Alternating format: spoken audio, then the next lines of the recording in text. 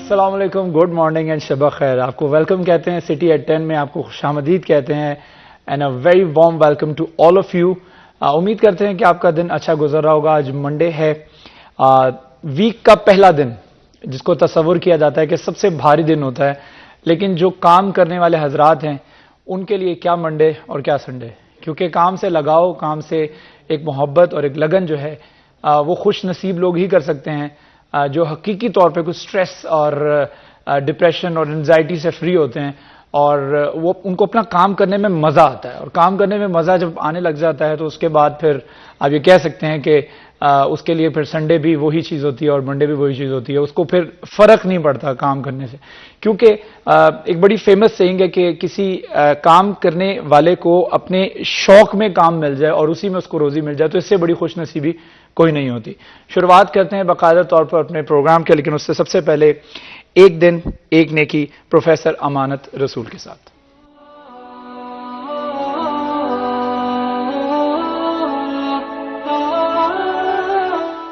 बिस्मिल्लाहिर्रहमानिर्रहीम। रसूलुल्लाह सल्लल्लाहु अलैहि वसल्लम ने फरमाया कि तुम में से सबसे ज़्यादा ईमान वाला वो है कि जिसके अखलाक अच्छे हैं, और तुम में से बेहतरीन वो है कि जो अपनी औरतों के साथ अच्छा सलूक करता है, अखलाक वाला है। यानी पहली बात ये बयान कर दी कि सबसे ज़्यादा ईमान वाला और जो ईमान रखता है, मोमिन है और अच्छा मोमिन है, वो वही है कि जिसके अखलाक अच्छे होते हैं। और फिर आगे रसूलुल्लाह सल्लल्लाहु अलैहि वसल्लम ने फरमाया कि तुम में से बेहतरीन वो है कि जो अपने घर वालों, अपनी बीवी, बच्चों के साथ हुस्न सलूक और हुस्न अखलाक से पेश आता है। पहली जुज़ में पूरा माशरा और समाज शामिल हो जाता है और दूसरी जुज़ में इंसान का घर है। यानी अगर कोई ये दिखाता है कि मैं मोमिन हूं तो फिर उसका इजहार उसके अखलाक से होना चाहिए, उसके अच्छे किरदार से होना चाहिए। यानी सिर्फ ज़ुबान की बात नहीं है कि कोई दावा करता फिरे कि जी मैं बड़ा मोमिन हूं, मैं मुसलमान हूं, लेकिन उसका अखलाक और उसका किरदार अच्छा ना हो तो वो बेशक जितने भी दावे करता फिरे, लेकिन वो अपने दावे में झूठा है और उसका बरअक्स उसकी ज़िंदगी है। और दूसरी बात, बेहतरीन इंसान वो है कि जो अपने घर वालों के साथ अच्छा सलूक करता है, भलाई से पेश आता है और उनके हुकूक को बेहतर तरीके से अदा करता है, सख्ती के बजाय नरमी, बद अखलाकी के बजाय अखलाक, और उनके साथ किसी जुल्म का और ज़्यादती का मुर्तकिब नहीं होता। असल ये मेयार है ईमान का और बेहतरीन इंसान होने का, अखलाक दूसरों के साथ भी और अपने घर वालों के साथ भी। प्रोफेसर अमानत अली, एक दिन एक नेकी में ख़ास तौर पर बड़ा अच्छा लगता है कि सुबह सुबह जब नेकी के हवाले से गुफ्तगू की जाती है, और बड़ा ज़रूरी है कि हमारे यहाँ होता यह है कि हम लोग दो एक्सट्रीम्स में रह रहे हैं।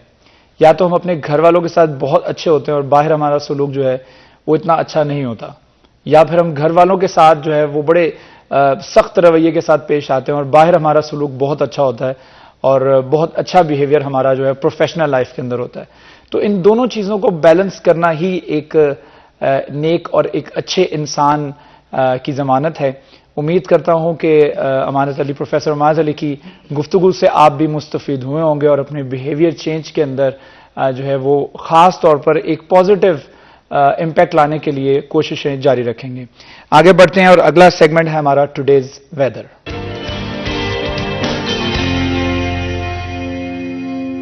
मौसम की सूरत हाल जानने के लिए हमारे साथ मरियम रजा मौजूद है।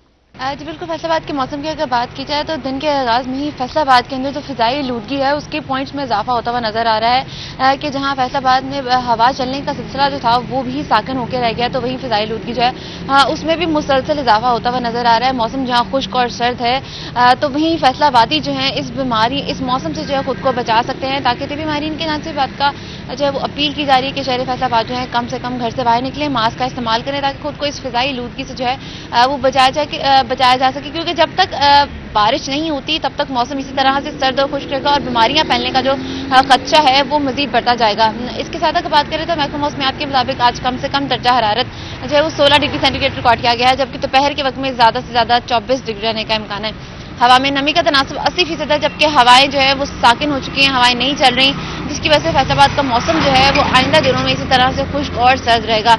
लेकिन इसके साथ साथ महकमा मौसमियात की जानिब से इस बात की जो है वो अभी तक नवीद नहीं सुनाई गई कि आइंदा 24 घंटों के अंदर बारिश का जो है कोई भी इम्कान है, इसलिए शहर फैसलाबाद को कई आने वाले दिनों तक इसी तरह से खुश्क और सर्द मौसम जो है वो बर्दाश्त करना पड़ेगा। जी, तो हमारे साथ मरियम रजा मौजूद थी जो कि हमें आगाह कर रही थी मौसम की सूरत हाल के हवाले से, स्मोक के हवाले से, सर्दी के हवाले से। माह नवंबर भी जो है वो अख्तामी मराहिल में दाखिल हो चुका है और दिसंबर जो है वो अराउंड द कॉर्नर है, तो तैयारी कर लीजिए, गर्म मशरूबात जो है उसका इस्तेमाल ज़्यादा कीजिए, गर्म कपड़ों का इस्तेमाल ज़्यादा कीजिए, एहतियात के साथ जो है वो मोटरसाइकिल पर अगर खासतौर पर सवारी कर रहे हैं तो अपने आप को कवर ज़रूर कीजिए। कहा जाता है कि अपनी चेस्ट और अपने फेस को कवर बहुत ज़्यादा करना ज़रूरी है और सर को कवर करना बहुत ज़्यादा ज़रूरी है, क्योंकि अगर ठंड लग जाए तो ना सिर्फ ये नुकसानात आप अपने हद तक रखते हैं बल्कि इसके असरात जो हैं वो आपके घर वालों, आपके रिश्तेदारों, आपके हल्का अहबाब जिनमें आप उठते बैठते हैं उनमें भी फिर ये बीमारियां जो है वो फैलने का खदशा होता है। तो अपने आप को बहुत ज़्यादा सेफ रखना है सर्दियों से। आगे बढ़ते हैं और हमारा अगला सेगमेंट है top stories with top reporters. तो आज की जो इंपॉर्टेंट खबर है उसके हवाले से हम बात करेंगे। बहुत ज़्यादा इंपॉर्टेंट है, बहुत ज़्यादा बड़ा मसला बनने लगा है।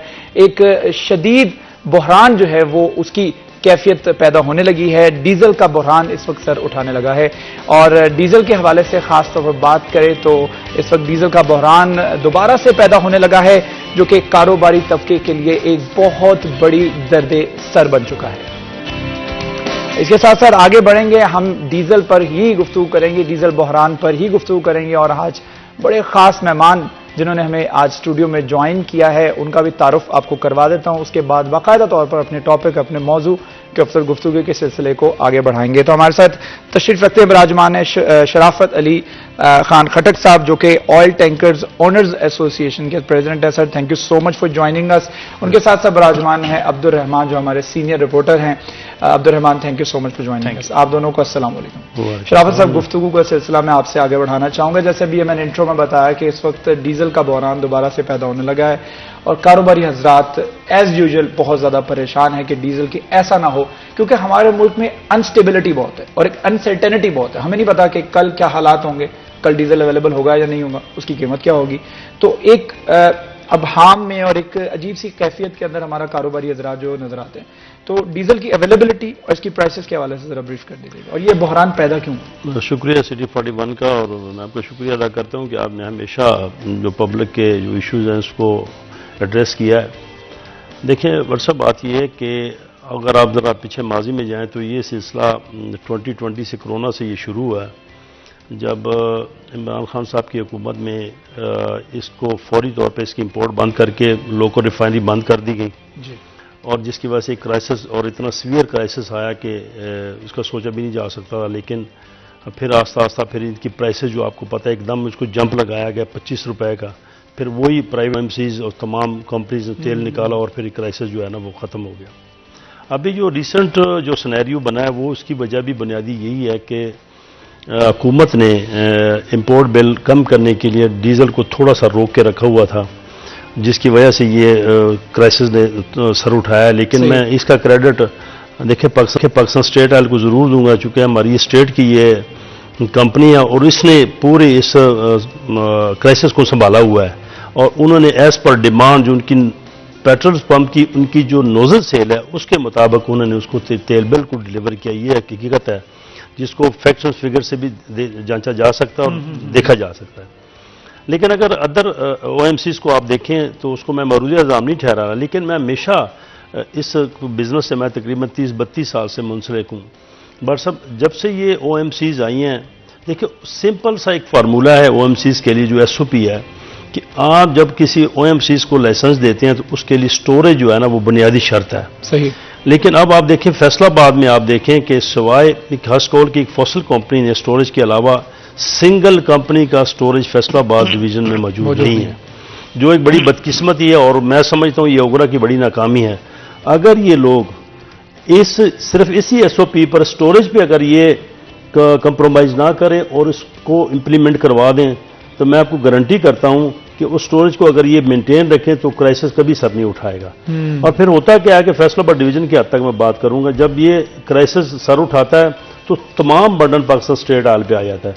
मैं आपको प्रैक्टिकली जाके दिखाता हूँ, पार्कों की आप जाके देखें, वहाँ पे उजाड़े हैं और बिल्कुल एक वीरानी का मंजर पेश हो रहा था, क्योंकि तमाम उन्होंने वहाँ से हॉस्पिटैलिटी है जिसको फैसिलिटेशन कहते हैं, तमाम ओएमसीज, इसमें मुख्तलिफ ओएमसीज, प्राइवेट ओएमसीज ने वहीं से वो तेल उठाते हैं, वहीं से आपकी इनकी जो रोज़ाना की बुनियाद पे जो डिलीवरी की जो क्वांटिटी है उससे आपको अंदाज़ा हो जाएगा ये कितना शेयर इसमें मार्केट में ये कर रहे हैं। जब आम रूटीन पे जब ये खुद मुनाफा कमा रहे होते हैं, आप यकीन करें ये बाज़ औक़ात पीएसओ के साथ बराबर में तकरीबन टच कर जाते हैं। इस वक्त तकरीबन मार्केट में पीएसओ का अबव 50 से 60 के दरमियान इसका शेयर है उस पाकिस्तान स्टेट हाल का। और जब ये क्राइसिस से निकलते हैं तो यही करिए फिर पीएसओ को तकरीबन ऐसा बाज़ को ऐसा भी देखा गया है कि उसको 40% पे ले आए और उन्होंने वहाँ पे इंसेंटिव पास ऑन करके मार्केट में पीएसओ को काफ़ी डैमेज किया है। लेकिन जब क्राइसिस आता है तो फिर वही पाकिस्तान स्टेट ऑयल पे, चूंकि उस स्टेट की वो एजेंसी है, स्टेट की वो कंपनी है, तो सबसे प्रेशर उस पर होता है और पूछा भी उससे जाता है कि ये क्राइसिस क्यों है। लेकिन दूसरी ओएमसी से ये नहीं पूछा जाता कि भाई आप लोगों ने ये स्टोरेज क्यों नहीं बनाई, आप डिलीवर क्यों नहीं कर रहे, क्यों मार्केट में जो आपका शेयर है वो क्यों नहीं आप उसको मेंटेन कर रहे हैं। और वो फिर ओएमसी जो प्राइवेट ओएमसी वो बाज़ औक़ात ओगरा के आगे या हुकूमत के आगे डट भी जाती है कि जी हम इस प्राइसेस पे तेल देने को तैयार ही नहीं, कोई इनको पूछने वाला नहीं। ये बड़ा सा वो बुनियादी चीज़ें हैं जो इस क्राइसिस का बायस बनती हैं।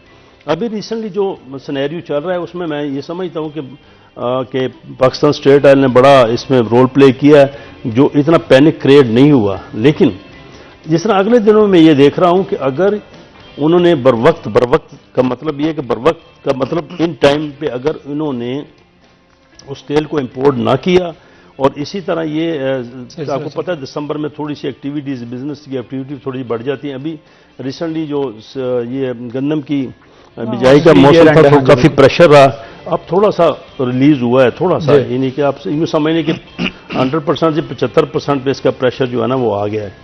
अगर ये इसी तरह इन्होंने तेल ना मंगवाया तो मैं ये दिसंबर के अंत तक ये फिर ये ज़बरदस्त किस्म का क्राइसिस देख रहा हूँ, जो हमारी इकोनॉमी के लिए, हमारे बिजनेस के लिए, हमारे जिम्मेदार के लिए, हमारे आम लोगों के लिए मुश्किलात का बहस बन सकता है। ये एक बहुत बड़ा अलमिया हमारे मुल्क का बड़े अफसोस के साथ कहना पड़ता है कि हम बर वक्त, जो भी खटक साहब ने बताया कि बर वक्त कार्रवाई जो है वो बहुत ज़्यादा मुश्किल होती है। हम उसी वक्त आंखें खोलते हैं जब हादसा हो जाता है, खुदा न खास्ता, या कोई ऐसा क्राइसिस आ जाता है और उस क्राइसिस को हम फेस कर रहे होते हैं, उसके बाद ही हम अपनी आंखें खोलते हैं, उसके बाद प्रिकॉशनरी मेजर्स लेना शुरू करते हैं। तो एक प्रोएक्टिव अप्रोच क्यों नहीं है हमारे अंदर, इस पर गुफ्तगू करने के लिए अब्दुर्रहमान हमारे साथ मौजूद। अब्दुर्रहमान, बताइएगा, प्रोएक्टिव अप्रोच एक टर्म है जिससे हम गालिबन ना वाकिफ हैं, क्या वजह है इसकी? शराज, देखिए यहाँ पर जो मौजूदा हुकूमत है पीडीएम की बनी हुई, इनके लिए सबसे बड़ा मसला ये था कि किसी तरह से जो बजट खसारा है वो कम से कम किया जाए, क्योंकि जब इमरान खान को हटाया गया तो हमारा उस ईयर का जो ट्रेड डेफिसिट था ना, सिर्फ वो कोई 45 अरब डॉलर्स के करीब था एक ईयर का। तो ये बड़ा मसला था कि हमारा जो रुपये को मार पड़ रही थी, 250 तक चला गया था, मिल ही नहीं रहा था, डॉलर की ब्लीडिंग नहीं रुक रही थी।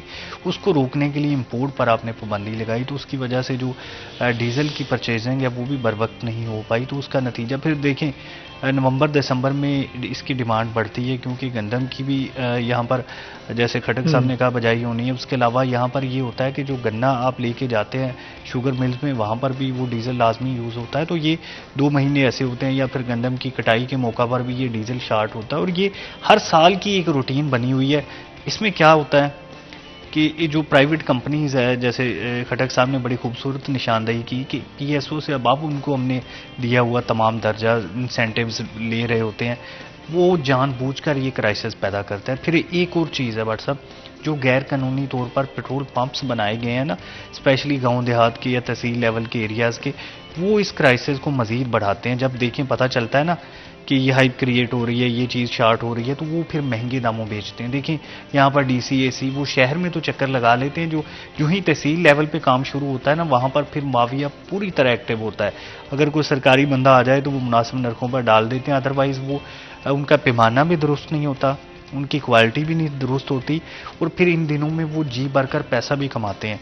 और गांव देहात में देखें ज़रूरत होती है, जब गन्ना लेके जाना आपने या यहाँ पर आपने गंदम काश्त करनी है, ये डिमांड बढ़ती है, वो गांव देहात में बढ़ती है, तो वो उसके प्रिमिसेस में जितने भी पेट्रोल पंप हैं वो ज़्यादातर एनओसी के बगैर हैं, यानी कि अभी उनके वो उन्होंने क्राइटेरिया पूरे नहीं किए हुए पंप चला रहे हैं, और फिर वो जानबूझकर इस तरह से क्राइसिस का हिस्सा बन जाते हैं। काइंड ऑफ माफिया है ना, एक जो बैठा हुआ है और काफी अरसे से ये स्टार्ट कब हुआ? ये एक बाकायदा तौर पर एक सिस्टम चल रहा है, the whole system is flawed. तो ये सिस्टम ये बना कब? ये इतना ज्यादा पेनिट्रेट किस तरह कर गया कि इसने अपने इतने पंजे गाड़ लिए कि अब इसको खत्म करना या इसको डिस्टर्ब करना, हिलाना बड़ा मुश्किल है। देखें बट साहब, मैंने अब जिस तरह आपको कहा कि मैं तकरीबन 90 से इस बिज़नेस से मुंसलिक हूँ। आप ज़रा पीछे ज़रा अगर माजी में देखें तो ये प्राइवेट OMCs का नामो निशान ही था, सिर्फ एक बर्मा शेल जिसको कहते हैं, एक कालटेक्स और पाकिस्तान स्ट्रेट ऑयल। कभी आपने क्राइसिस सुना? मेरा ख्याल मैंने अपनी लाइफ में कभी कभार कोई एक मैक्सिमम एक आधा दिन के लिए अगर कोई डेंट पड़ जाता था, जिसकी बुनियादी वजह ये होती कि बाई ट्रेन डीजल आता था या बाई ट्रांसपोर्टेशन में कुछ मसाइल बन जाते थे, जिसकी वजह से थोड़ा एक दो दिन से ज़्यादा ये प्रोलॉन्ग नहीं करता था। या हमने देखा नवाशी दौर में जब बड़े सख्त किस्म के सैलाब आए थे, महमूद कोर्ट से सप्लाई सस्पेंड हुई थी, तो उस वक्त आप बहुत सख्त किस्म का क्राइसिस आया था, वो भी पेट्रोल का था, डीजल का नहीं था। माजी में ये 3 कंपनियां थी जो आपस में कंपटीटर थी और ये प्रॉपर अपना चीज़ें मंगवा रही थी। अब देखें मेरा ख्याल मेरे अंदाजे के मुताबिक अबव 40 से ये तकरीबन, ये हमारे मुल्क की आबादी देखें और इसकी OMCs की रजिस्ट्रेशन देखें आप, और अगर हमारे हमसाया मुल्क आप भारत में देखें तो मेरा ख्याल वहाँ पे गालबन जो मेरी इतलात है, शायद मैं भी possible I mean the wrong, कि वो 8-10 के करीब हैं। वहां पे अभी कभी अब क्राइसिस सुना आपने कि वहां पे डीजल पेट्रोल का क्राइसिस हमसे कितने गुना बड़ा है, और यहाँ पे 4 गुना ज्यादा OMCs हैं और कोई 5 गुना उनकी आबादी हमसे ज्यादा है। वहां पे क्राइसिस कोई नहीं। और यहाँ पे जिस तरह आपने बड़ा अच्छा कहा कि यहाँ पे हमारी पॉलिसीज का, हमारी कानून पे इम्प्लीमेंटेशन का फुकदान है। जिस तरह मैंने पहले कहा कि अगर इन OMCs को स्टोरेज के लिए पाबंद कर दिया जाए, जब ये अपना रोल प्ले कर रहे हैं तो वो कानून और SOP के मुताबिक अगर अपना काम करें तो मैं आपको गारंटी करता हूं कि ये क्राइसिस कभी सर नहीं उठाएगा। ये जिस तरह आपने कहा कि हर साल हमें इस अज़ाब से गुजरना पड़ता है, बट साहब ये यकीन करें, सुबह हम नमाज पढ़ के सुबह 7 बजे जाके डेपो के सामने जाके बैठ जाते हैं। पहले लोकेशन होती है, फिर इसके फिलिंग का मसला, फिर एज पर डिमांड उनकी सप्लाई, और सबसे ज़्यादा नुकसान जो है ना वो हमें होता है कि जो ट्रांसपोर्टेशन जो हम रिस्पॉन्सिबल हैं पंप तक सप्लाई पहुंचाने के लिए जिम्मेदार हैं, क्योंकि OMCs भी फिर जिस तरह पाकिस्तान स्टेट ऑयल की मैं सिर्फ मिसाल दूंगा, क्योंकि उनकी भी मजबूरी है कि उन्होंने फिर अपने नोजल सेल के मुताबिक चीज़ों को मेनटेन करना होता है। खटक साहब हमारे साथ एक कॉलर मौजूद हैं। अस्सलाम वालेकुम जी। वालेकुम सलाम सर जी, कौन बात कर रहे हैं और कहाँ से? राना नफीस बात कर रहा हूँ जी, एक खोड़िया वाला के पास जी। 69 RB वहां से। जी नवीस साहब। सर ये गुजारिश है रिपोर्टर से भी और सदर साहब से भी कि ये टीवी शो की बजाय ये DC को और जो हैं मुतलका नुमाइंदे पेट्रोल वाले या डीजल वाले पंपों वाले, उनसे राब्ता करें कि उनको थोड़ा सा खींचें कि क्यों डीजल शार्ट करते हैं। आजकल जो जिम्मेदार है उसके लिए 2 ही प्रॉब्लम है, एक तो गंदम की बिजाई है जिसके लिए डीजल की शॉर्टेज की वजह से ट्रैक्टर जो है वो नहीं चल सकते, सही। दूसरा गन्ने का जो लेके जाना है लेके आना है उसमें डीजल चाहिए। तो ये हर साल ही प्रॉब्लम होती है। बोलते हैं टीवी पे टॉक शो करते हैं लेकिन अमल कोई भी नहीं होता। इनसे तो खास है कि ये बड़े ओहदों पे हैं, ये जरा इंतजामिया के साथ थोड़ा सा सख्ती से बात करें और को छोटे किसान जो है उनका भला करें, बड़े किसान को तो कोई फर्क नहीं पड़ता। जी ठीक है, राना नफीस साहब, आपका क्वेश्चन जो है वो नोट कर, इस पर हम शराफत साहब से गुफ्तगू करेंगे कि इंतजामिया डीसी फैसलाबाद और इसके साथ सिटी गवर्नमेंट को क्यों एतमाद में नहीं लिया जाता है। इस मौजू पर गुफ्तगू के सिलसिले को आगे बढ़ाएंगे, लेकिन एक छोटा सा वक्फे के बाद दोबारा हाजिर होंगे। हमारे साथ रहिए।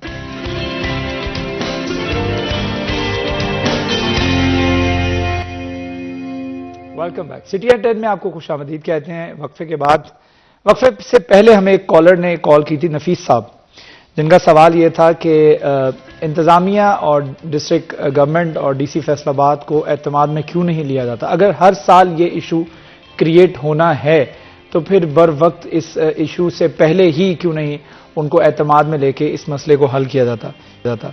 शराफत अली खट्टर साहब।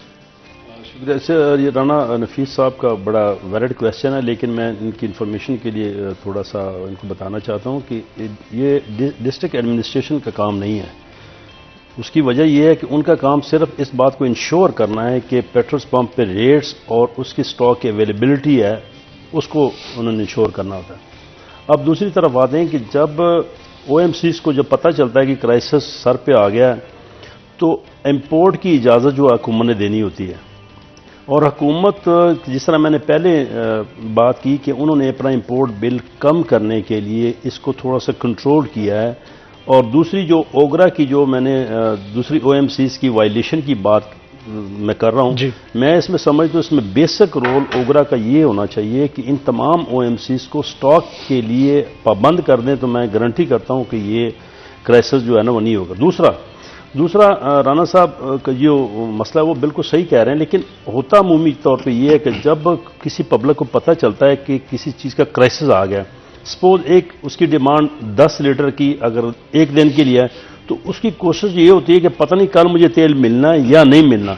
वो जाके वो 200 मैंने देखा, हमसे खुद सिफारिशें करवाते हैं कि 200 400 600 लीटर वो इकट्ठा ही वो डीजल जाके वो स्टॉक कर लेते, वो पड़ा रहता है उनके पास, जबकि जो उनके पास पड़ा है वो किसी और की जरूरत पूरी कर सकता है।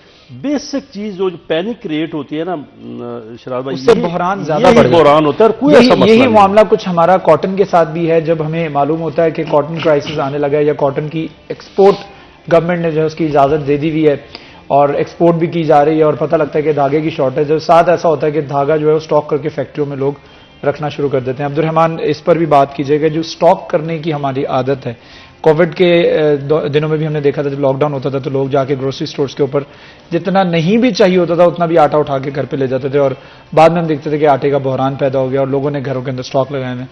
क्या कहेंगे इस बारे में? शराज, देखिए, मैं तारीख का स्टूडेंट भी हूँ, तो यहाँ पर चाइना में अभी बात की जाती है कि सबसे ज़्यादा उधर ना CCTV लगे हुए हैं, तो जराइम कम हो गए हैं। पूरी दुनिया में ऐसे हुआ है, या तो कुछ ममालिक में जो ग्रेजुअली चीज़ें बेहतर हुई हैं एजुकेशन के ज़रिए, या ज़्यादातर ममालिक में चीज़ें इस वजह से बेहतर हुई हैं कि वहाँ पर जो कानून अमल दरामद करवाने वाले इंस्टीट्यूशन वो ज़्यादा मजबूत थे और उन्होंने चेक एंड बैलेंस करवाया। देखिए, लालच इंसान के अंदर पाया जाता है, इससे कोई मुबर्रा नहीं है, ना पाकिस्तानी, ना इंडियन, ना अमेरिकन, ना यूरोपियन, हर एक के अंदर होता है। देखना ये होता है कि ऊपर जो बंदे बैठे हुए हैं वो कितनी ग्रिप है उनकी कानून पर, या कितनी कानून के जो इदारे हैं वो कितना जो है वो चेक एंड बैलेंस उनका। ये हमारे यहाँ पर मसला ये है कि सारा माफिया हुकूमत में बैठा हुआ है। आप देखें अभी शुगर माफिया कितना हुकूमत को प्रेशराइज कर रहा है। पहले उन्होंने 15 नवंबर की बजाय क्रशिंग लेट करवाई, अभी क्रशिंग पूरी तरह नहीं हुई। शर्त ये रखी कि हम चीनी एक्सपोर्ट करेंगे। अब होगा क्या, चीनी एक्सपोर्ट होगी, 3 महीने बाद चीनी शार्ट होगी और फिर यही चीनी महंगे दामों इंपोर्ट होगी। अरबों रुपया शुगर मिल्स मालकान कमाएंगे और जो कमीशन है करोड़ों रुपया वो वुज़रा की जेबों में जाएगा या सेक्रेटरीज की जेबों में जाएगा जो वहां पर रिपोर्ट्स बनवाते हैं। सस्ती चीनी एक्सपोर्ट करके महंगी चीनी बाद में हम इंपोर्ट करें। और ये पहली बार नहीं हुआ, हर साल होता है। जहांगीर तरीन ने अरबों रुपया कमाया था जब इमरान खान ने फारग किया, इसके बावजूद उनके खिलाफ कार्रवाई कानूनी अमल में नहीं ला जा सकी, एक दिन भी उसको अंदर नहीं रखा जा सका। ये इतना जो है वो तगड़ा माफिया बैठा हुआ है। इसी तरह से देख लें, आपने काटन की बात की, काटन यहाँ पर हमारे यहाँ कम है, इसके बावजूद एक्सपोर्ट हो रही है। यानी कि एक होता है ना, मतलब बंदा लायल होता है मुल्क के साथ, ऐसी कोई बात नहीं है। हर बंदा लायल, अपनी जेब के पास पैसा कहाँ से आना है, स्टॉक कर लेंगे, ये करना उनका हक भी है। शराज देखें, सवाई किसान के जहाँ पर वो कुछ भी स्टॉक नहीं कर सकता, गवर्नमेंट जाकर पकड़ लेती है। अदरवाइज हर बंदा स्टॉक किया और स्टॉक करता है और उसका एक तरह से राइट भी होता है। वो प्रॉफिट के लिए काम कर रहा है ना, वो कोई खुदा वास्ते तो नहीं कर रहा। प्रॉफिट कमाना उसका हक है। ये गवर्नमेंट का काम होता है इम्प्लीमेंट करवाना, कि वो चीज़ें इम्प्लीमेंट करवाए। अगर यहाँ पर हम एक इम्पोर्ट ओरिएंटेड मुल्क हैं, पता है कि हमने बाहर से मंगवाना है, यहाँ तो प्रोड्यूस नहीं होना, फिर बाहर टाइमली मंगवाया जा सकता है। वो चीज़ें जो तखीर का बायस बनाई जाती हैं वो जानबूझकर बनाई जाती हैं, कुछ लोगों को फ़ायदा पहुंचाया जाता है। इमरान खान ने पेट्रोल की मसनूआत सस्ती की होंगी, आपको याद होगा कोरोना के बाद वो इतना ज़्यादा क्राइसिस आ गया, एक प्राइम मिनिस्टर कुछ नहीं कर सका, उसको फिर महंगी करनी पड़ी, फिर जाके वो क्राइसिस जो है वो ख़त्म हुआ। उस चक्रों में देख लें कितने लोगों ने कितना ज़्यादा फ़ायदा उठाया। अद्वियात के स्कैंडल में आमर क्यानी ने कितना ज़्यादा फ़ायदा उठाया, उसको वजारत से भी फ़ारग किया गया, लेकिन फिर भी जो है वो मौजूद है। सिस्टम के अंदर जड़ें मौजूद है ना, वो जड़ें काटनी होंगी, अगर वो काटेंगे तो हम एग्जैक्टली का स्कैंडल जो है वो खान साहब बेहतर बता सकते हैं, उसमें अरबों रुपया लोगों का ज़ाया हुआ। उसके मतलब ये हर कोई भी शुबा आप उठा के देख लें, उसमें आपको कई जो लोग हैं वो हुकूमती लोग इन्वॉल्व मिलेंगे, उनकी हुकूमत तक जड़ें होती हैं। साबिक प्राइम मिनिस्टर एक दिन तकरीर कर रहे थे कि ये माफियाज तो बड़े बड़े तगड़े हैं, लेकिन रियल स्टेट माफिया ऐसा तगड़ा है कि वो उनके आगे कोई कुछ नहीं कर सकता। मतलब एक साबिक प्राइम मिनिस्टर की ये सोच है कि ये ऐसा माफिया है कि एक बंदा जो हम समझते हैं प्राइम मिनिस्टर कुर्सी पर बैठा हुआ है, ये उसके वो बेबस होता है उनके आगे ना। इतनी ताकत इन लोगों ने हासिल की हुई है, असम्बली के ज़रिए की हुई है, सेनेट के ज़रिए की हुई है, पैसे के ज़रिए की हुई है, इनकी डीप रूट्स हैं, ये पूरे माफिया बने होते हैं।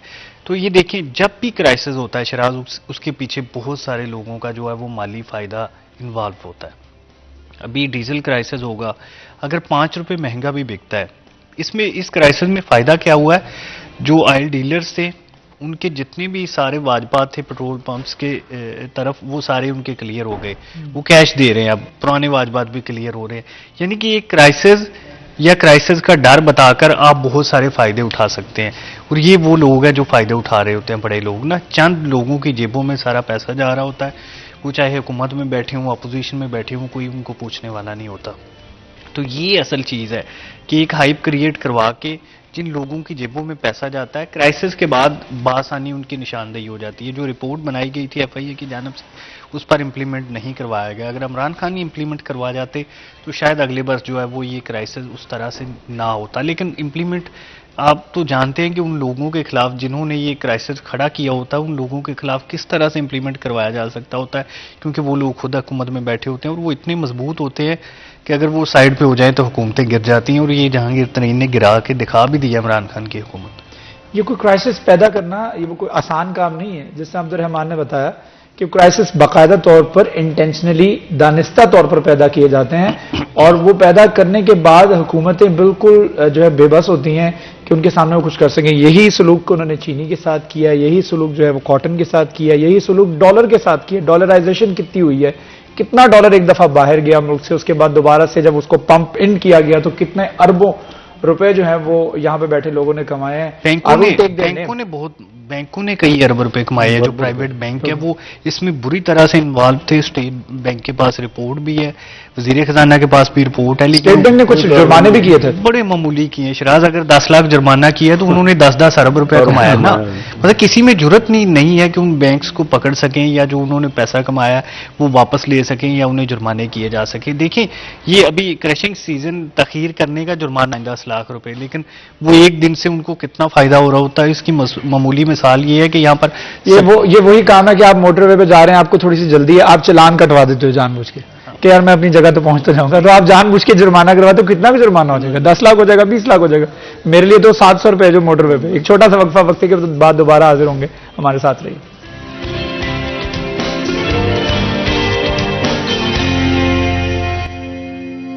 Welcome back. सिटी एट 10 में एक मरतबा फिर आपको खुशामदीद कहते हैं। हमारे मेहमान, हमारे गेस्ट हमारे साथ बराजमान हैं। गुफ्तगू के सिलसिले को आगे बढ़ाते हैं। डीजल बहरान जो कि मुमकिन तौर पर अगले 1.5-2 माह के अंदर, बल्कि बहुत जल्द जो है वो दोबारा से सर उठाने लगा है, उसके ऊपर हम गुफ्तगू कर रहे हैं। शराफत अली खान खटक साहब हमारे साथ तशरीफ रखते हैं, all Pakistan oil tankers owners association को रिप्रेजेंट कर रहे हैं। सर, ये बताइएगा कि कोई एसोसिएशन लेवल पर कोई आवाज़ उठाई गई कभी हुकूमत तक, या जो पॉलिसी मेकर्स हैं उन तक ये बात पहुंचाई गई बजरिए लेटर, बजरिए दरख्वास्त या कोई रिक्वेस्ट, तो और उसका कोई रिस्पांस भी आता है कि नहीं? देखिए, बात यह है कि जहाँ तक हमारी जो हदूद और क़यूद हैं, हमारा मसला ऑयल टैंकर्स ओनर्स एसोसिएशन का ऑयल टैंकर्स के मुतल्लिक जो मसाइल हैं वो OMCs के साथ जो है ना अमल करते रहते हैं। लेकिन आपने देखा कि ये पेट्रोलियम डिवीज़न ओगरा को और फिर OMCs गाहे बगाए आप देखते हैं टिकर भी चल रहे होते हैं और लेटरबाजी भी होती रहती है कि ये OMCs ओगरा को लिखती हैं, पेट्रोलियम डिवीज़न को लिखती हैं कि ये क्राइसिस सर उठा रहा है और हमारे पास इतना स्टॉक मौजूद है। मैंने अभी रिसेंटली ये 2-4 दिनों में देखा कि ओगरा ये बार बार ये कह रहा है कि हमारे पास इतना स्टॉक पड़ा हुआ है, इतना। अगर स्टॉक पड़ा है तो फिर इनसे पूछने वाला क्यों नहीं वो तेल दे रहे दूसरी OMC जो है। ये PSO ही ने कसूर किया हुआ है कि वो तमाम जितने भी क्राइसिस के जिम्मेदार वो PSO है। मैं ये नहीं कह रहा, मैं PSO को रिप्रेजेंट नहीं कर रहा, लेकिन चूंकि मैं वहाँ का स्टेक होल्डर हूँ, वहाँ पर मैं बिजनेस कर रहा हूँ, मुझे मार्केट में बैठा हूँ, मैं मार्केट में बैठा हूँ, मुझे पता है। उनको कोई पूछने वाला नहीं है कि अगर जिस तरह रहमान भाई ने कहा कि जो पेट्रोल पंप के उनको कोड इशू नहीं हुए, वो भी अल्टीमेटली जब वो प्राइवेट जिन कंपनीज के बने हुए उन्होंने तेल उसको प्रोवाइड नहीं करना, उन्होंने लेफ्ट राइट से फिर उस पंप को चलाने के लिए फिर मारा फिरना है और वही फिर वो चीज़ ब्लैक मार्केटिंग की तरफ उसको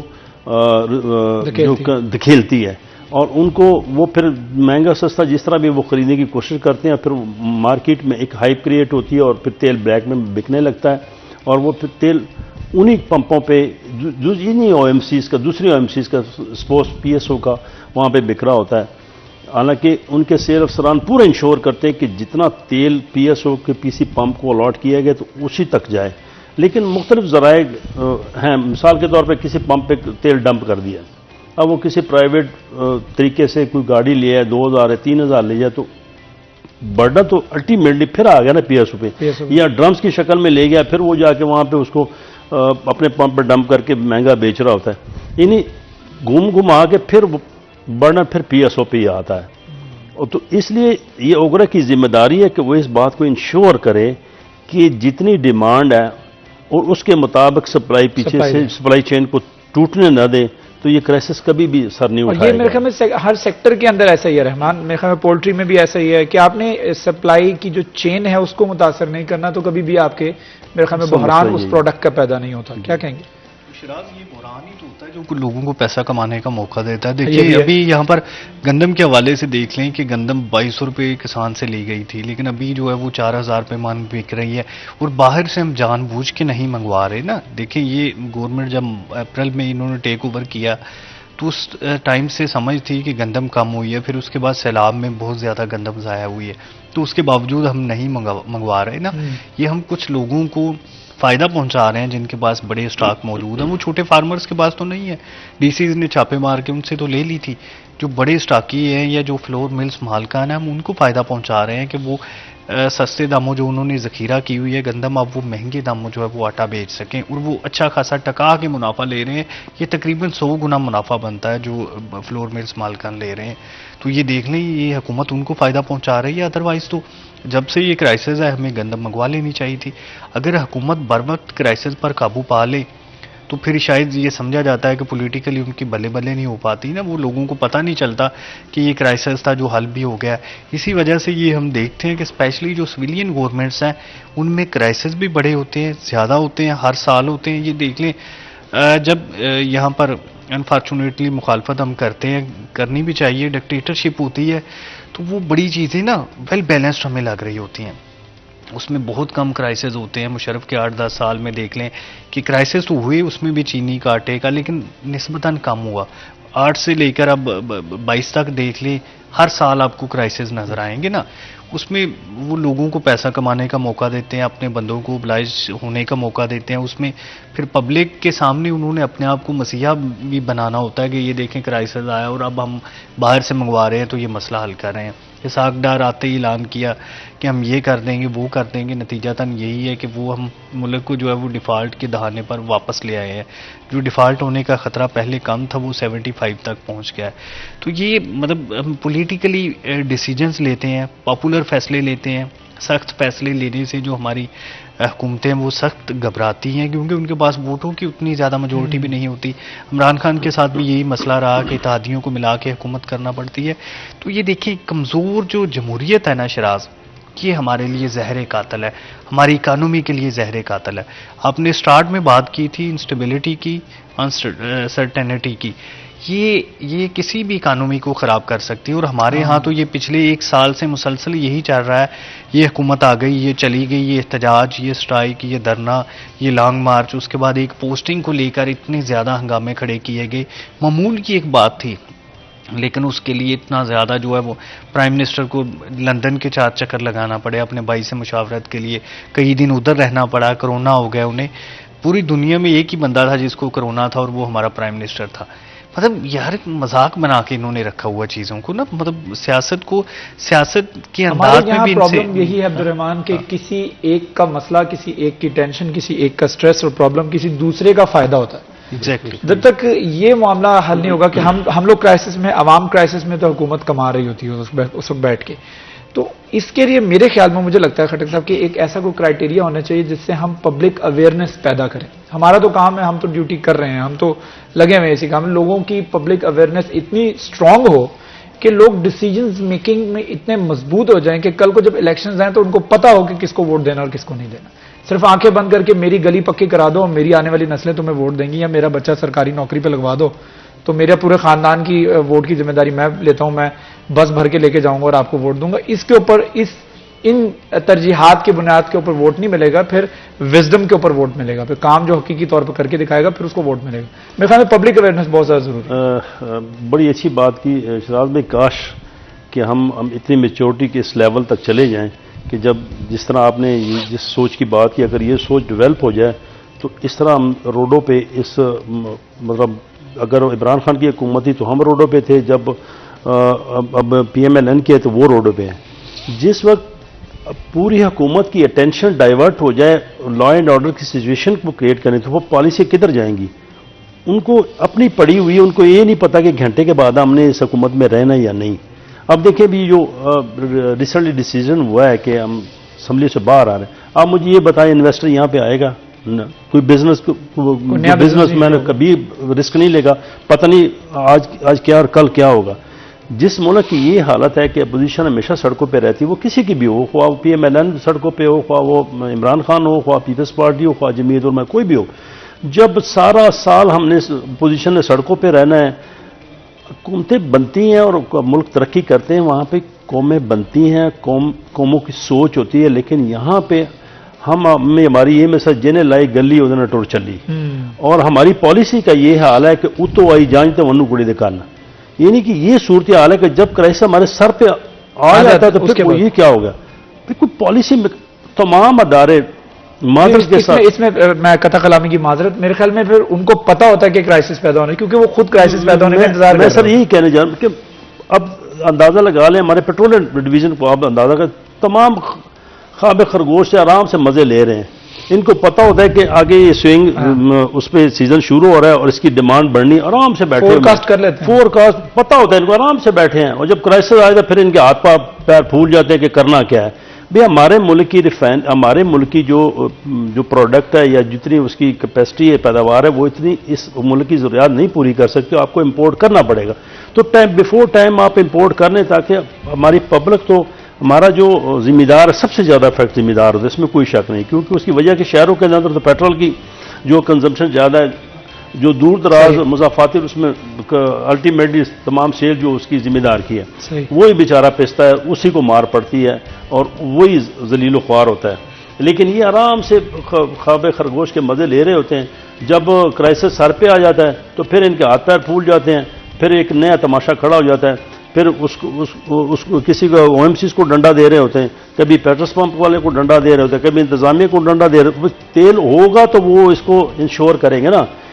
अपनी जिम्मेदारी कोई कबूल करने को तैयार नहीं है, और right decision at the right time का कॉन्सेप्ट इस वक्त इस मुल्क में खत्म हो चुका है। दो आपने बातें बड़ी इंपॉर्टेंट की हैं कि, और वो भी एंड पे की हैं कि अपनी जिम्मेदारी, अपनी रिस्पॉन्सिबिलिटी लेने को कोई तैयार नहीं है, और दूसरा जो आपने बताया अभी निशानदेही की कि हमें बहुत ज़्यादा ज़रूरी है। मेरे ख्याल में अब्दुर्रहमान इस पर आप रोशनी डालिएगा कि हमने मसाइल के ऊपर तो बड़ी बात की है कि ये मसला है, ये इश्यूज़ हैं, ये बहरान है, इसका हल क्या है? इसको किस तरह से हम इसको सॉल्व किस तरह, क्योंकि अब कंक्लूड कर रहे हैं तो मैं चाहता हूं कि इसको सॉल्यूशंस की तरफ भी जाएं कि इसका सॉल्यूशन किस तरह से मुमकिन है। शराज देखिए, प्राइम मिनिस्टर को एजेंसीज एक एक पल की रिपोर्ट्स दे रही होती हैं, ये हो रहा है, कहीं कोई एहतजाज हो रहा है, कहीं कोई खबर चली, उसके स्पेशल ब्रांच या IB मुसलसल रिपोर्टिंग कर रही होती है। उनका काम ही यही होता है प्राइम मिनिस्टर को बताना। तो यहाँ पर जब भी कोई मसला आता है तो स्टेक होल्डर्स की फौरी मीटिंग कॉल की जा सकती है। देखें, जिसमें OMCs हों, जिसमें PS हो, जिसमें ऑयल डीलर्स हों, ऑयल टैंकर्स हों, जितने भी इसके रेलिवेंट पेट्रोल पंप्स मालकान का एक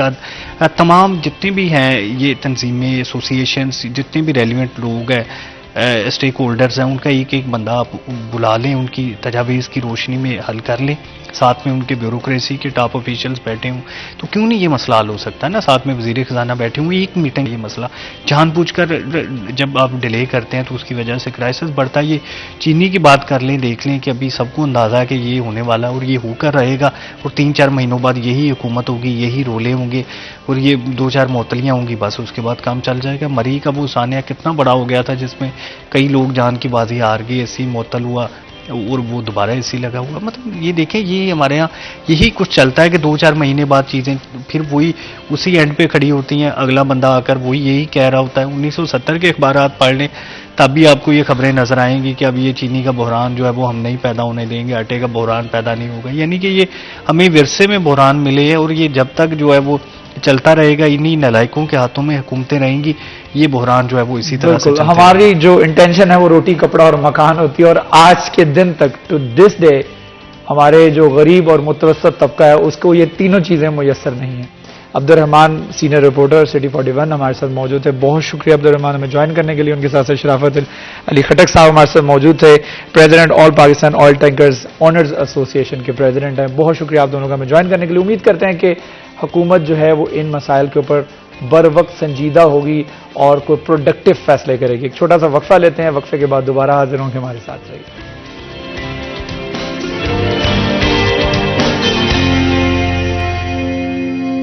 वेलकम बैक। सिटी एट 10 में आपको एक मरतबा फिर खुशामदीद कहते हैं।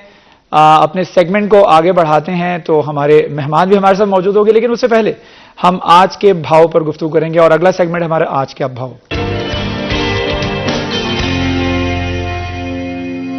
मोहम्मद बिलाल डोगर हमारे साथ मौजूद हैं जो कि हमें आज के भाव से आगाह करेंगे।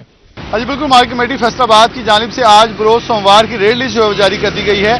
ब्रायलर मुर्गी का गोश्त सस्ता, प्रोटीन मुकम्मल तौर पे महंगा है। महज आज 7 रुपये फी किलो ब्रायलर मुर्गी का गोश्त सस्ता हुआ है, लेकिन कीमत 400 से ऊपर है। 402 रुपये किलो के हिसाब से आज फरोख्त होगा और गुज़िश्ता रोज 409 था। अगर अदाद शुमार देखें तो ब्रायलर मुर्गी 73 रुपये फी दर्जन पे जा चुके हैं और इस वक्त एक अंडा जो है फी दर्जन अगर ओपन मार्केट में देखें तो फी अंडा 300 रुपये को भी पहुंच चुका है, जो कि अगर ओपन मार्केट में इसकी कीमत देखें तो 300 को क्रॉस करती दिखाई दे रही है। और सब्जी और फलों के अंदर भी उतार चढ़ाव है। आलू का छिलका 2 रुपये महंगा हुआ है, 78 से 80 का हो गया है। इसके साथ 78 से 80 का हुआ। टमाटर 5 रुपये सस्ते हुए हैं, 175 से 170। प्याज 180 पे है। अदरक चाइना 335 पे है। लहसुन चाइना 300 पे है। सब्ज मिर्च 125 रुपये किलो है। अदरक थाईलैंड 5 रुपये सस्ता हुआ है, 330 से 325। करेला अदरक थाईलैंड के बाद करेला 10 रुपये महंगा हुआ है, 55 से 65 का हो गया है। खीरे 5 रुपये सस्ते हुए हैं, 60 से 55 रुपये किलो। चुकंदर 5 रुपये सस्ती हुई है, 80 से 75। धनिया 10 रुपये किलो महंगा हुआ है, 44 से 54 रुपये किलो हुआ है। सेब काला कुल्लू 10 रुपये किलो सस्ता हुआ है, 245 से 235। सेब सफेद 145 पे है। केला 102 रुपये दर्जन है। अनार टॉफी 330 पे है। अनार कंधारी 15 रुपये महंगा हुआ है, 175 से 190 पे चले गया है।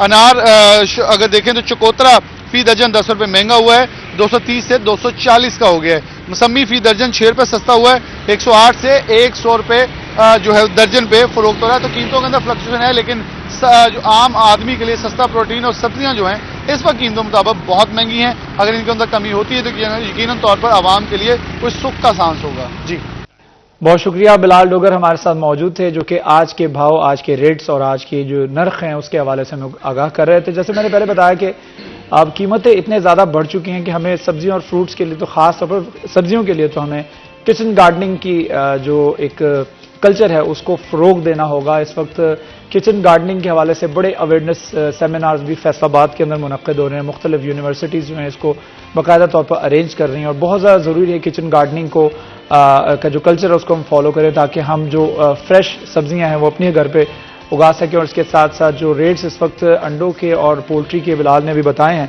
वो इतने ज़्यादा हो चुके हैं कि पहले हम 300 रुपये जेब में रख के लेके जाते थे तो 1 किलो दही, 1 दर्जन अंडे और 1 ब्रेड यानी सुबह का नाश्ता जो है पूरे घर वालों को आ जाता था, जिसमें अब सिर्फ 1 दर्जन अंडे ही मुश्किल से आते हैं। अब तो 300 रुपये से भी क्रॉस कर चुके हैं। तो चलते हैं, अपने प्रोग्राम को आगे बढ़ाते हैं और हमारा अगला सेगमेंट जो है उसको शुरू करते हैं। हमारे गेस्ट हमारे साथ, हमारे बड़े खूबसूरत मेहमान जो है हमारे साथ बराजमान है, जो कि फैसलाबाद का एक समझ लें कि फैसलाबाद की जान है, फैसलाबाद की बिल्कुल एक फेमस पर्सनैलिटीज़ और बड़ी एक जिसे कहते हैं डिटर्मिन्ड पर्सनैलिटीज़ हमारे साथ मौजूद हैं।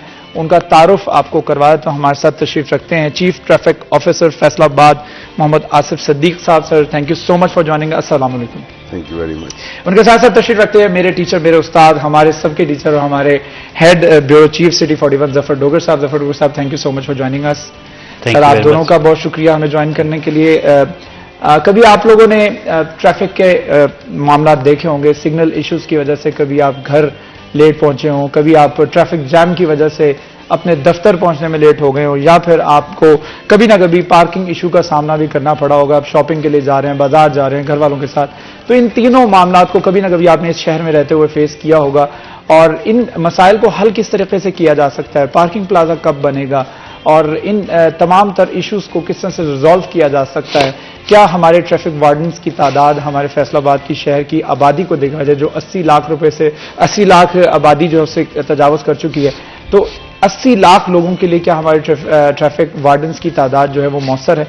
इस पर भी गुफ्तगू करेंगे, ट्रैफिक के मामलों पर बात करेंगे, उनके हल की तरफ भी जो है गुफ्तगू करेंगे। तो आसिफ साहब, सबसे पहले तो मुझे बता दीजिएगा कि how do you see the Faisalabad so far, कैसा लगा फैसलाबाद, मतलब ट्रैफिक के हवाले से भी, लोगों के बिहेवियर के हवाले से भी। जी बहुत शुक्रिया, थैंक यू वेरी मच, आपने मौका दिया।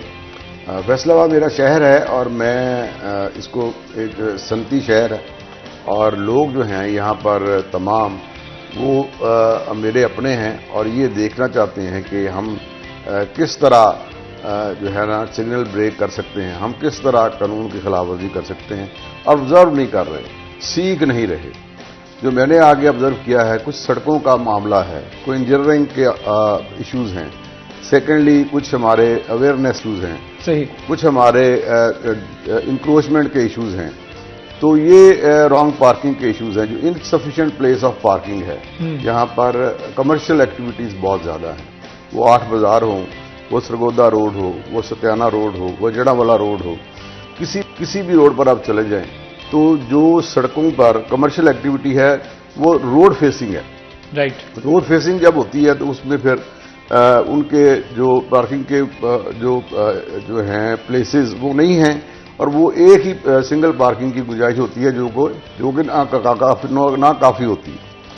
इसके अलावा हमारे जो आपके कोर्ट्स हैं जी, जो आपका सर्कुलर रोड है, जो आपका वो भरा पड़ा होता है सारा वकला की और दीगर जो कोर्ट की एक्टिविटी है, और ये यूनिवर्सिटी रोड जो है ये भी कोर्ट की एक्टिविटी से भरा पड़ा होता है।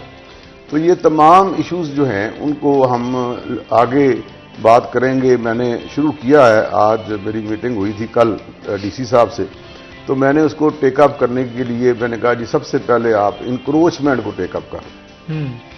अगर हम इंक्रोचमेंट पर काबू पा लेंगे तो सड़कों पर गुंजाइश पैदा हो जाएगी। अगर वो अपने इंक्रोचमेंट अपनी जगह पे चली जाए, हम नहीं कहते कि उनका गला घोट दे, मुआशी बदहाली है, उनको कोई खुली जगह दे दे और इंक्रोचमेंट जो मुस्तकिल इंक्रोचमेंट है उनको दुकानों के अंदर ले जाएं ताकि स्पेस क्रिएट हो। स्पेस क्रिएट होगी तो पार्किंग का मसला भी हल होना शुरू हो जाएगा। स्पेस होगी तो फिर हम parking single line, double line, yellow line लगा के हम उनको डेजिग्नेट कर देंगे। तो उस पर उन्होंने मुझसे एग्री किया, कह रहे थे कि 7 मैंने उन्हें प्रपोजल दी कि 7 कैंप जो हैं इंक्रोचमेंट के 7 सड़कों पर लगा दिए जाएं। घंटाघर है, सर्कुलर रोड है, सत्याना रोड है, जड़ावाला रोड है। कि इसके अलावा कहीं और नहीं करें, निशानदेही हो जाएगी। कैंप्स जो हैं इंक्रोचमेंट कैंप्स, सही, कि अगर इंक्रोचमेंट की टीम वहां मौजूद होगी, वो थिंग्स लिफ्ट करने वाली गाड़ी वहां मौजूद होगी, हमारा पीओ उसके साथ अटैच हो जाएगा। जॉइंट एफर्ट हम 8 बाजारों में करें, उनको दुकानों के अंदर भेजना शुरू करें और उसके बाद फिर ये पार्किंग का मसला हल होना शुरू होगा। मैं वही बात कर रहा हूँ ना कि हम लोगों को अवेयरनेस देने के लिए खास तौर पर जैसे आपने बताया कि अभी टीमें तश्कील दे दी जाएं जो जाकर के हकीकी तौर पर लोगों को एजुकेट करें और मेक श्योर करें कि वो अपनी दुकान के इस हद तक जो है इंक्रोचमेंट कर सकते हैं, इससे ज़्यादा नहीं कर सकते। लेकिन होता यह है कि जब हम एक दफ़ा वो विजिट करने के बाद वो इंतज़ामिया जब चले जाती है वापस, तो 5-6 दिन के बाद, 1 हफ्ते के बाद, जब उसके ऊपर चेक एंड बैलेंस नहीं रहता तो फिर दोबारा से सड़कों के ऊपर आ जाते हैं, फिर उनके ऊपर कोई देखने वाला नहीं। यही मेरी गुजारिश ये है कि आप अगर देखें ट्रैफिक मैनेजमेंट के 6 E's में उसको डिस्क्राइब करता हूँ, लोग 3 E's डिस्क्राइब करते हैं। तो मेरा पहला E जो होता है वो इंजीनियरिंग का होता है, दूसरा मेरा होता है E एनफोर्समेंट का, राइट, तीसरा होता है मेरा इंक्रोचमेंट का, चौथा एजुकेशन का, पांचवा एनवायरनमेंट का, छठा इक्विपमेंट का।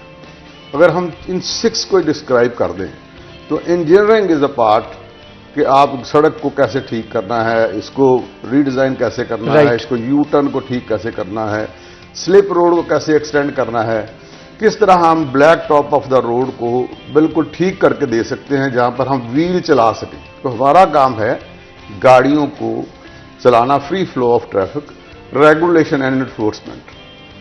अब ये जो इंजीनियरिंग वाला पार्ट कंप्लीट हो तो उसके बाद फिर हमारा पार्ट आ जाता है, हम एजुकेट करते हैं। तो उसके लिए हमारा एक बेसिक यूनिट है, वो तमाम प्लान को वीकली और फोर्टनाइटली में देता है, स्कूल कॉलेजेस में जाता है, तमाम स्टेक होल्डर्स के पास जाता है, वर्कशॉप्स करता है, वॉक्स करता है, सेमिनार्स करता है जी। वो लोगों को कोशिश करता है कि अवेयरनेस दे कि सड़क पर लिखी हुई ज़बान को सीखें, रोड साइंस को देखें, आम फहम से कवानीन से रोशनास करवाता है। ठीक, फिर वो उनको बावर कराता है कि आप बहुत अहम हैं। देखें ना, व्हाट इज इंपॉर्टेंट, सड़क, गाड़ी और इंसान। बिल्कुल सही, ठीक है ना सर। तो इंसान के लिए दूसरी 2 चीजें हैं, उसको हम तरबियत देते हैं कि आपके लिए हैं, आप सीखें, उसको सिखाते हैं। उसके बाद फिर हम इन्फोर्समेंट की तरफ आते हैं। इन्फोर्समेंट 1 वे को हमने फोकस किया है, घंटाघर में हमने उसको कार्डन किया एरियाज को, 4 निकलने वाले और 4 दाखिल होने वाले और 4 निकलने वाले रास्ते जी। उनको हमने बैरियर लगा के लोगों को अवेयरनेस दे रहे हैं कि भाई ये निकलने वाला रास्ता, इधर से घुसे ना, बिल्कुल सही, साथ वाले बाजार से जाए। बिल्कुल सही। अभी हम उनको साथ साथ वो भी कर रहे हैं, बता भी रहे हैं और साथ साथ चलाने भी शुरू कर रहे हैं। इसके बाद हमारा डीसी साहब से जो हमारा मुतालबा है कि एनक्रोचमेंट की टीमें हमारे साथ दें, जॉइंट ऑपरेशन करें, वो लाहौर की तर्ज पर कैंप्स लगाएं। कैंप से बहुत फ़र्क पड़ता है, रेडिली अवेलेबल होता है स्टाफ। और फिर जवाब वाली बात है कि एंड क्या है, एंड ये है कि जो भी रेडी उठाई जाए उसको कन्फिस्केट किया जाए, जब्त किया जाए, राइट, उसको दोबारा ना लगने दिया जाए। लाहौर में जैसे एरियाज डिफाइन कर दिए गए हैं, आप अगर जाएं मुगलपुरा की तरफ तो लेफ्ट साइड पर उन्होंने रेडी बाजार बनाया हुआ है, तो खुला एरिया लेफ्ट साइड पर बना हुआ है। सही, इसी तरह बाकी जगह भी हमारे पास भी यहाँ मौजूद हैं। तो जैसे हम सड़कें खाली करवाएंगे तो फिर आगे आ जाता है इक्विपमेंट।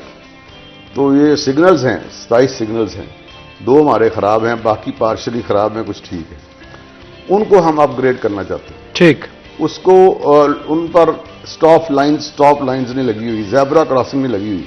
जब मेरा कांस्टेबल या वार्डन हाथ देता है स्टॉप, तो वो कहते हैं जी ये स्टॉप लाइन तो है नहीं, ये या तो वार्डन वाले के पास आकर रुक जाते हैं, उससे भी आगे अक्सर ऐसा भी होता है कि वार्डन के करीब आकर उसके पास वो फिर उसको काम नहीं करने देते, सारे उसके ऊपर चढ़ जाते हैं। अरे वो जाहिर बात है, एक शख्स है और उसने चौक के ऊपर खड़े होकर ट्रैफिक को कंट्रोल करना है। आप खुद इमेजिन करें लोगों का बिहेवियर क्या है। वो एक शख्स जो है इतना मॉब किस तरह से कंट्रोल कर सकता है। जफर डोगर साहब हमारे साथ मौजूद हैं। जफर साहब, मैं जानना चाहूंगा, you been watching this city from last almost more than a decade, तो ये बताएगा कि सबसे ज्यादा आपको क्या लग रहा है, कौन से ऐसे एरियाज हैं जिनके ऊपर सबसे ज्यादा काम करने की जरूरत है as long as the traffic is concern? 2 decades. 2 decades. एक तो शिराज, मुझे बड़ी खुशी हुई जो नए सीटीओ साहब तशरीफ लाए हैं, आसिफ साहब, उनकी जो गुफ्तगू मैंने सुनी इस वक्त आपके प्रोग्राम में जो सुन रहा हूं, उनका विजन क्लियर है। बिल्कुल सही। सबसे पहली बात होती है विजन आपका कोई है या नहीं है। अगर विजन है तो वो वाकई काबिल अमल है, नहीं है। तो सबसे पहली बात होती कि विजन, इन्होंने जो तो अपनी तरजीहात जिस तरतीब के साथ गिनवाई वो बहुत ज़बरदस्त है। अब अगली चीज़ होगी कि एग्जीक्यूशन, कि इनमें से किस किस को एग्जीक्यूट किया जा सकता है, किस किस इनके तसव्वुर को मटेरियलाइज किया जा सकता है और कितनी जल्दी किया जा सकता है, कितना टाइम टेकिंग ये चीज़ें हैं।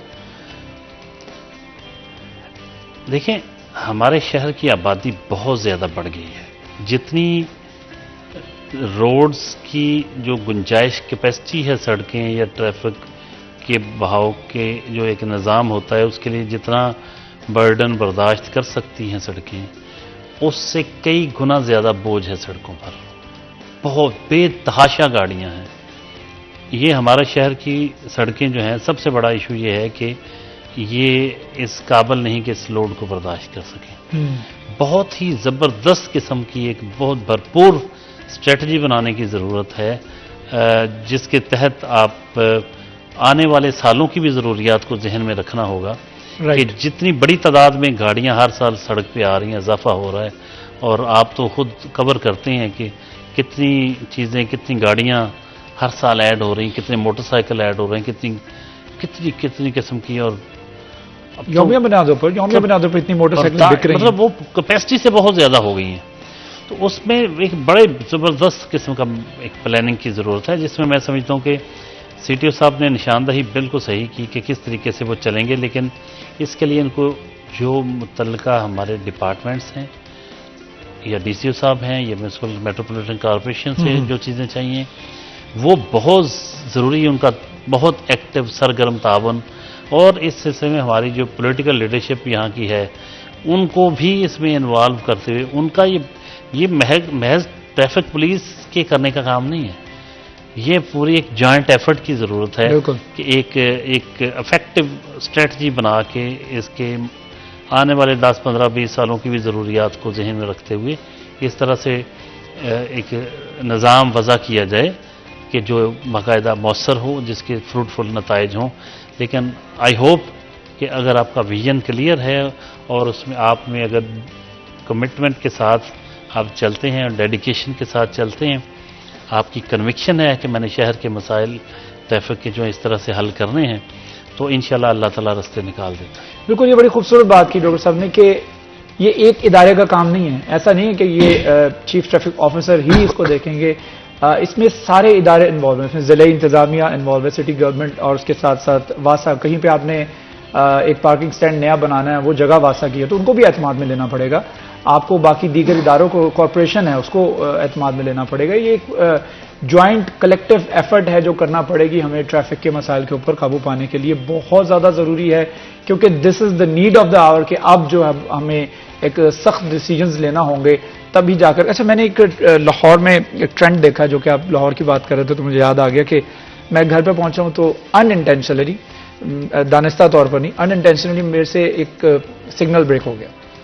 मैं अगर घर पहुंचा हूं तो अगले दिन मेरे घर पे जिस तरह एक बिल आता है बिजली का या टेलीफोन का, उस तरह से एक बिल मौसूल हुआ। उस पर मेरी गाड़ी की पिक्चर थी, साथ में मेरा चालान था जो कि मैंने ईजी पैसा से जमा करवाया। Why don't we implement these kind of things in Faisalabad? तो just to make sure, हमने लोगों का बिहेवियर देखा है फौरी तौर पर जब वो मोटरवे से टूल प्लाजा क्रॉस करते हैं, साथ ही अपना बेल्ट खोलते हैं सबसे पहले, टू मेक श्योर कि यार मैं शहर के अंदर आ गया। वहाँ पर क्यों इतना स्पीड को फॉलो कर रहे होते हैं, बेल्ट लगा के रखते हैं, बड़े ध्यान से गाड़ी चलाते हैं, उनको पता है यहाँ चलान हो जाना है और हमें कोई स्पेयर नहीं करेगा, हम किसी को फ़ोन करके अपना चलान माफ़ नहीं करवा सकते। तो यहाँ इस नौयत की चीज़ें हम ट्रैफिक के अपने शहर के अंदर, अंदरूने शहर भी इंप्लीमेंट करवाएं ताकि लोगों का बिहेवियर चेंज हो। नहीं, डेफिनेटली ये बहुत ज़रूरी है। वहाँ पर सेफ सिटी एक अदारा है जिसके 8000 कैमरा जाते हैं। वो हर सड़क पर स्पीड, ओवर स्पीडिंग, लाइन लेन डिसिप्लिन और सिग्नल ब्रेकिंग को ऑब्जर्व कर रहा होता है, वो उसको मॉनिटर कर रहा होता है और आपकी गाड़ी की नंबर प्लेट को वो टारगेट करके तो उससे डाटा लेके तो फिर आपके घर भिजवाता है वायलेशन कि आपने इस वक्त फलां जगह पर ये वायलेशन की थी। तो वो सेफ सिटी का यहाँ पर प्रोजेक्ट शुरू होना बड़ा ज़रूरी है। सेफ सिटी के बारे में बात भी करेंगे, गुफ्तगू सिलसिले को आगे बढ़ाएंगे। खता कलामी के लिए माजरत, कॉलर हमारे साथ मौजूद है। अस्सलाम वालेकुम जी। वालेकुम अस्सलाम जी, कैसे हैं आप? ठीक हैं अल्हम्दुलिल्लाह। डॉक्टर साहब कहाँ से बात कर रहे हैं आप? मैं फैसलाबाद पीपल्स कॉलोनी से बात कर रहा हूँ जी डॉक्टर अमजद साहब, क्या बात करना चाहेंगे? जी। मैं गुफ्तगू सुन रहा था, जो पार्टिसिपेंट हैं इस डिस्कशन में, जो कि बहुत ही अच्छी बात की इन्होंने कि जो मसाइल हैं वो तो हैं ही हैं इंतजामिया से रिलेटेड, लेकिन मेरी इसमें राय थी कि ये इंतजाम के साथ साथ जो कि ऑब्वियसली जो इंस्टीट्यूट है वो कोशिश कर रहे हैं अपने पूरे तरीके से इसको करने की, और जो कमी बेशी है वो भी हाईलाइट होती है, लेकिन जो मेरा ख्याल है इम्पोर्टेंट पॉइंट है ना, वो ये है कि एजुकेशन जो ड्राइवर्स की या जो लोग हैं उनकी एजुकेशन, उनको how to teach, how to behave on the road, right, उसके बारे में मैंने कभी डिस्कशन वैसे कम ही सुनता हूँ। ये हमारे पूरे पाकिस्तान का ही प्रॉब्लम है कि हमें एजुकेशन पे ऊपर कम जोर लगा रहे हैं कि लोगों को बताया जाए कि रोड पे कैसे बिहेव करना है, कानून को कैसे फॉलो करना है, उसके कॉन्सिक्वेंसेस क्या हैं। अगर आप रोड पे शहर पे चले जाएं तो मेरा ख्याल है कि वन वे की खिलाफवर्जी, सिग्नल जितने भी हैं उस पर भी कोई फॉलो अप नहीं है। तो बस ये मैं ऐड करना चाहता हूँ कि काइंडली इसको भी जरा अपनी डिस्कशन में रखें कि we need to find out some way to educate people. Unfortunate है हमारा चूंकि लिटरेसी रेट कम है, लोग खुद से कम बाशऊर हैं या उनको इतनी समझ है, तो बस ये मैं ऐड करना चाह रहा था। इसको प्लीज जरा इसको कंसिडर करें तो मेरा ख्याल है काफी प्रॉब्लम कम हो सकती है इसमें। Thank you so much. Doctor Amjad साहब हमारे साथ मौजूद थे, पीपल्स कॉलोनी फैसलाबाद से कॉल कर रहे थे। आपके एड्रेस किया जाएगा, लेकिन एक छोटा सा वक्फा लेते हैं, वक्फे के बाद दोबारा हाजिर होंगे, हमारे साथ रहिए।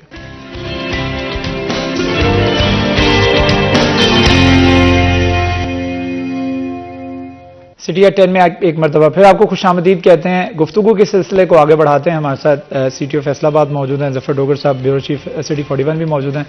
हम गुफ्तगू कर रहे हैं ट्रैफिक के मसाइल के हवाले से, उनको हल किस तरीके से किया जा सकता है, पार्किंग इशूज़, लोगों के बिहेवियर। और ब्रेक पे जाने से पहले हमें एक डॉक्टर अमजद साहब ने फ़ोन किया था और उन्होंने लाइव कॉल के दौरान एक क्वेश्चन रेज किया था, टू एजुकेट पीपल, लोगों को किस तरह से एजुकेट किया जा सकता है कि उनके अंदर भी बिहेवियर चेंज आए। जिस तरह से मैंने पहले मेंशन किया कि जब अभी हम मोटरवे के ऊपर 3-4 घंटे का सफ़र करते हैं और शहर के अंदर दाखिल होते हैं, तो चूंकि हमने 3-4 घंटे हॉर्न के ऊपर हाथ नहीं रखा होता है, तो जैसे ही हम सिटी के अंदर दाखिल होते हैं तो फौरी तौर पर, गैर मामूली तौर पर हॉर्न का इस्तेमाल ज़्यादा करके अपने आप को रिलैक्स करते हैं, just to bring our mood back into the city कि हम शहर में दाखिल हो चुके हैं। फिर 1-2 दफ़ा शीशा उतार के दूसरे लोगों को ज़रा कोसते भी हैं, और उसके बाद कट्स वगैरह भी मारते हैं, लेन भी चेंज करते हैं, बेल्ट भी रिमूव कर देते हैं। ये हमारा बिहेवियर। तो लोगों को एजुकेट करने के हवाले से जो है वो इदारा क्या कर रहा है, इस पर गुफ्तगू करने के लिए हमारे साथ SDO साहब मौजूद। SDO साहब बताइएगा, जो कॉलर अभी डॉक्टर अमजद साहब हमारे साथ मौजूद, उन्होंने एक सवाल रेज किया लोगों के बिहेवियर के हवाले से। आपने 6 E's को डिफाइन किया, मैं समझता हूँ उसमें एजुकेशन भी शामिल है। जी डेफिनेटली ये सीलिएंट फीचर है और ये सबसे इम्पॉर्टेंट पार्ट है ट्रैफिक मैनेजमेंट का। इस पर जो हमारे रिसोर्सेज हैं उसके मुताबिक तो हमने एक डेडिकेटेड टीम लगाई हुई है, वो अप्रोच करती है मुख्तलिफ इदारों को और वो लेक्चर देती है। सही। लेकिन जो मेरा प्लान है, जो अभी मेरा डिस्कस हुआ CPO साहब से पहली ब्रीफिंग में, तो हमने ये डिसाइड किया है कि हम कॉलेजेस, यूनिवर्सिटीज़ और स्कूल्स के प्रिंसिपल्स को उनको इनवाइट करें और उनसे रिक्वेस्ट करें कि आप अपने हर पीरियड के आखिरी 5 मिनट ट्रैफिक अवेयरनेस पर जो है वो दें। उसका फॉर्मूला ये होगा कि आप हमारे टीचर्स, जो आपके टीचर्स जो हैं उनको हमारे साथ लगाएं, उन्हें ट्रेनिंग के लिए हमारे साथ अटैच करें। हम उनको एक हफ्ते में मुख्तलिफ टीचर्स को मुख्तलिफ औकात में एक हफ्ते में उन्हें हम सारी नो हो देते हैं। वो अपने हर पीरियड के एंड में 5 मिनट में स्टूडेंट्स को ब्रीफ किया करें और फिर ये इसको एक जिस तरह ट्यूटोरियल डिस्कशन होती है, एक्स्ट्रा करिकुलर एक्टिविटीज़ में इसको शामिल करें और इसको लाजमी कंपल्सरी कर दें। अच्छा, कंपल्सरी। जो बच्चा इसका जो होगा वर्बल जो इंटरव्यू में या उसके पेज के आखिर में एक क्वेश्चन डालें, जो इसको नहीं हल करेगा वो पास गिरदाना नहीं जाएगा, वो फेल होगा, वो रिपीट करेगा या उसको पेनल्टी होगी। ये एक बड़ा इम्पैक्ट छोड़ेगा। जब हम सीख कर बाहर निकलेंगे तो हमारा छोटा बच्चा भी हमें बताएगा, अब्बू ये आपने गाड़ी कहाँ लेकर खड़ी की है, ये तो स्टॉप लाइन उन्होंने बताई थी। ये आपने राउंड अबाउट पर पहले दाखिल हो गए हैं, राइट से आने वाले का हक था। वो आप यहाँ से छोटी सड़क से बड़ी पर जा रहे हैं, आप रुक जाएं, बड़ी सड़क वाला पहले गुजरेगा।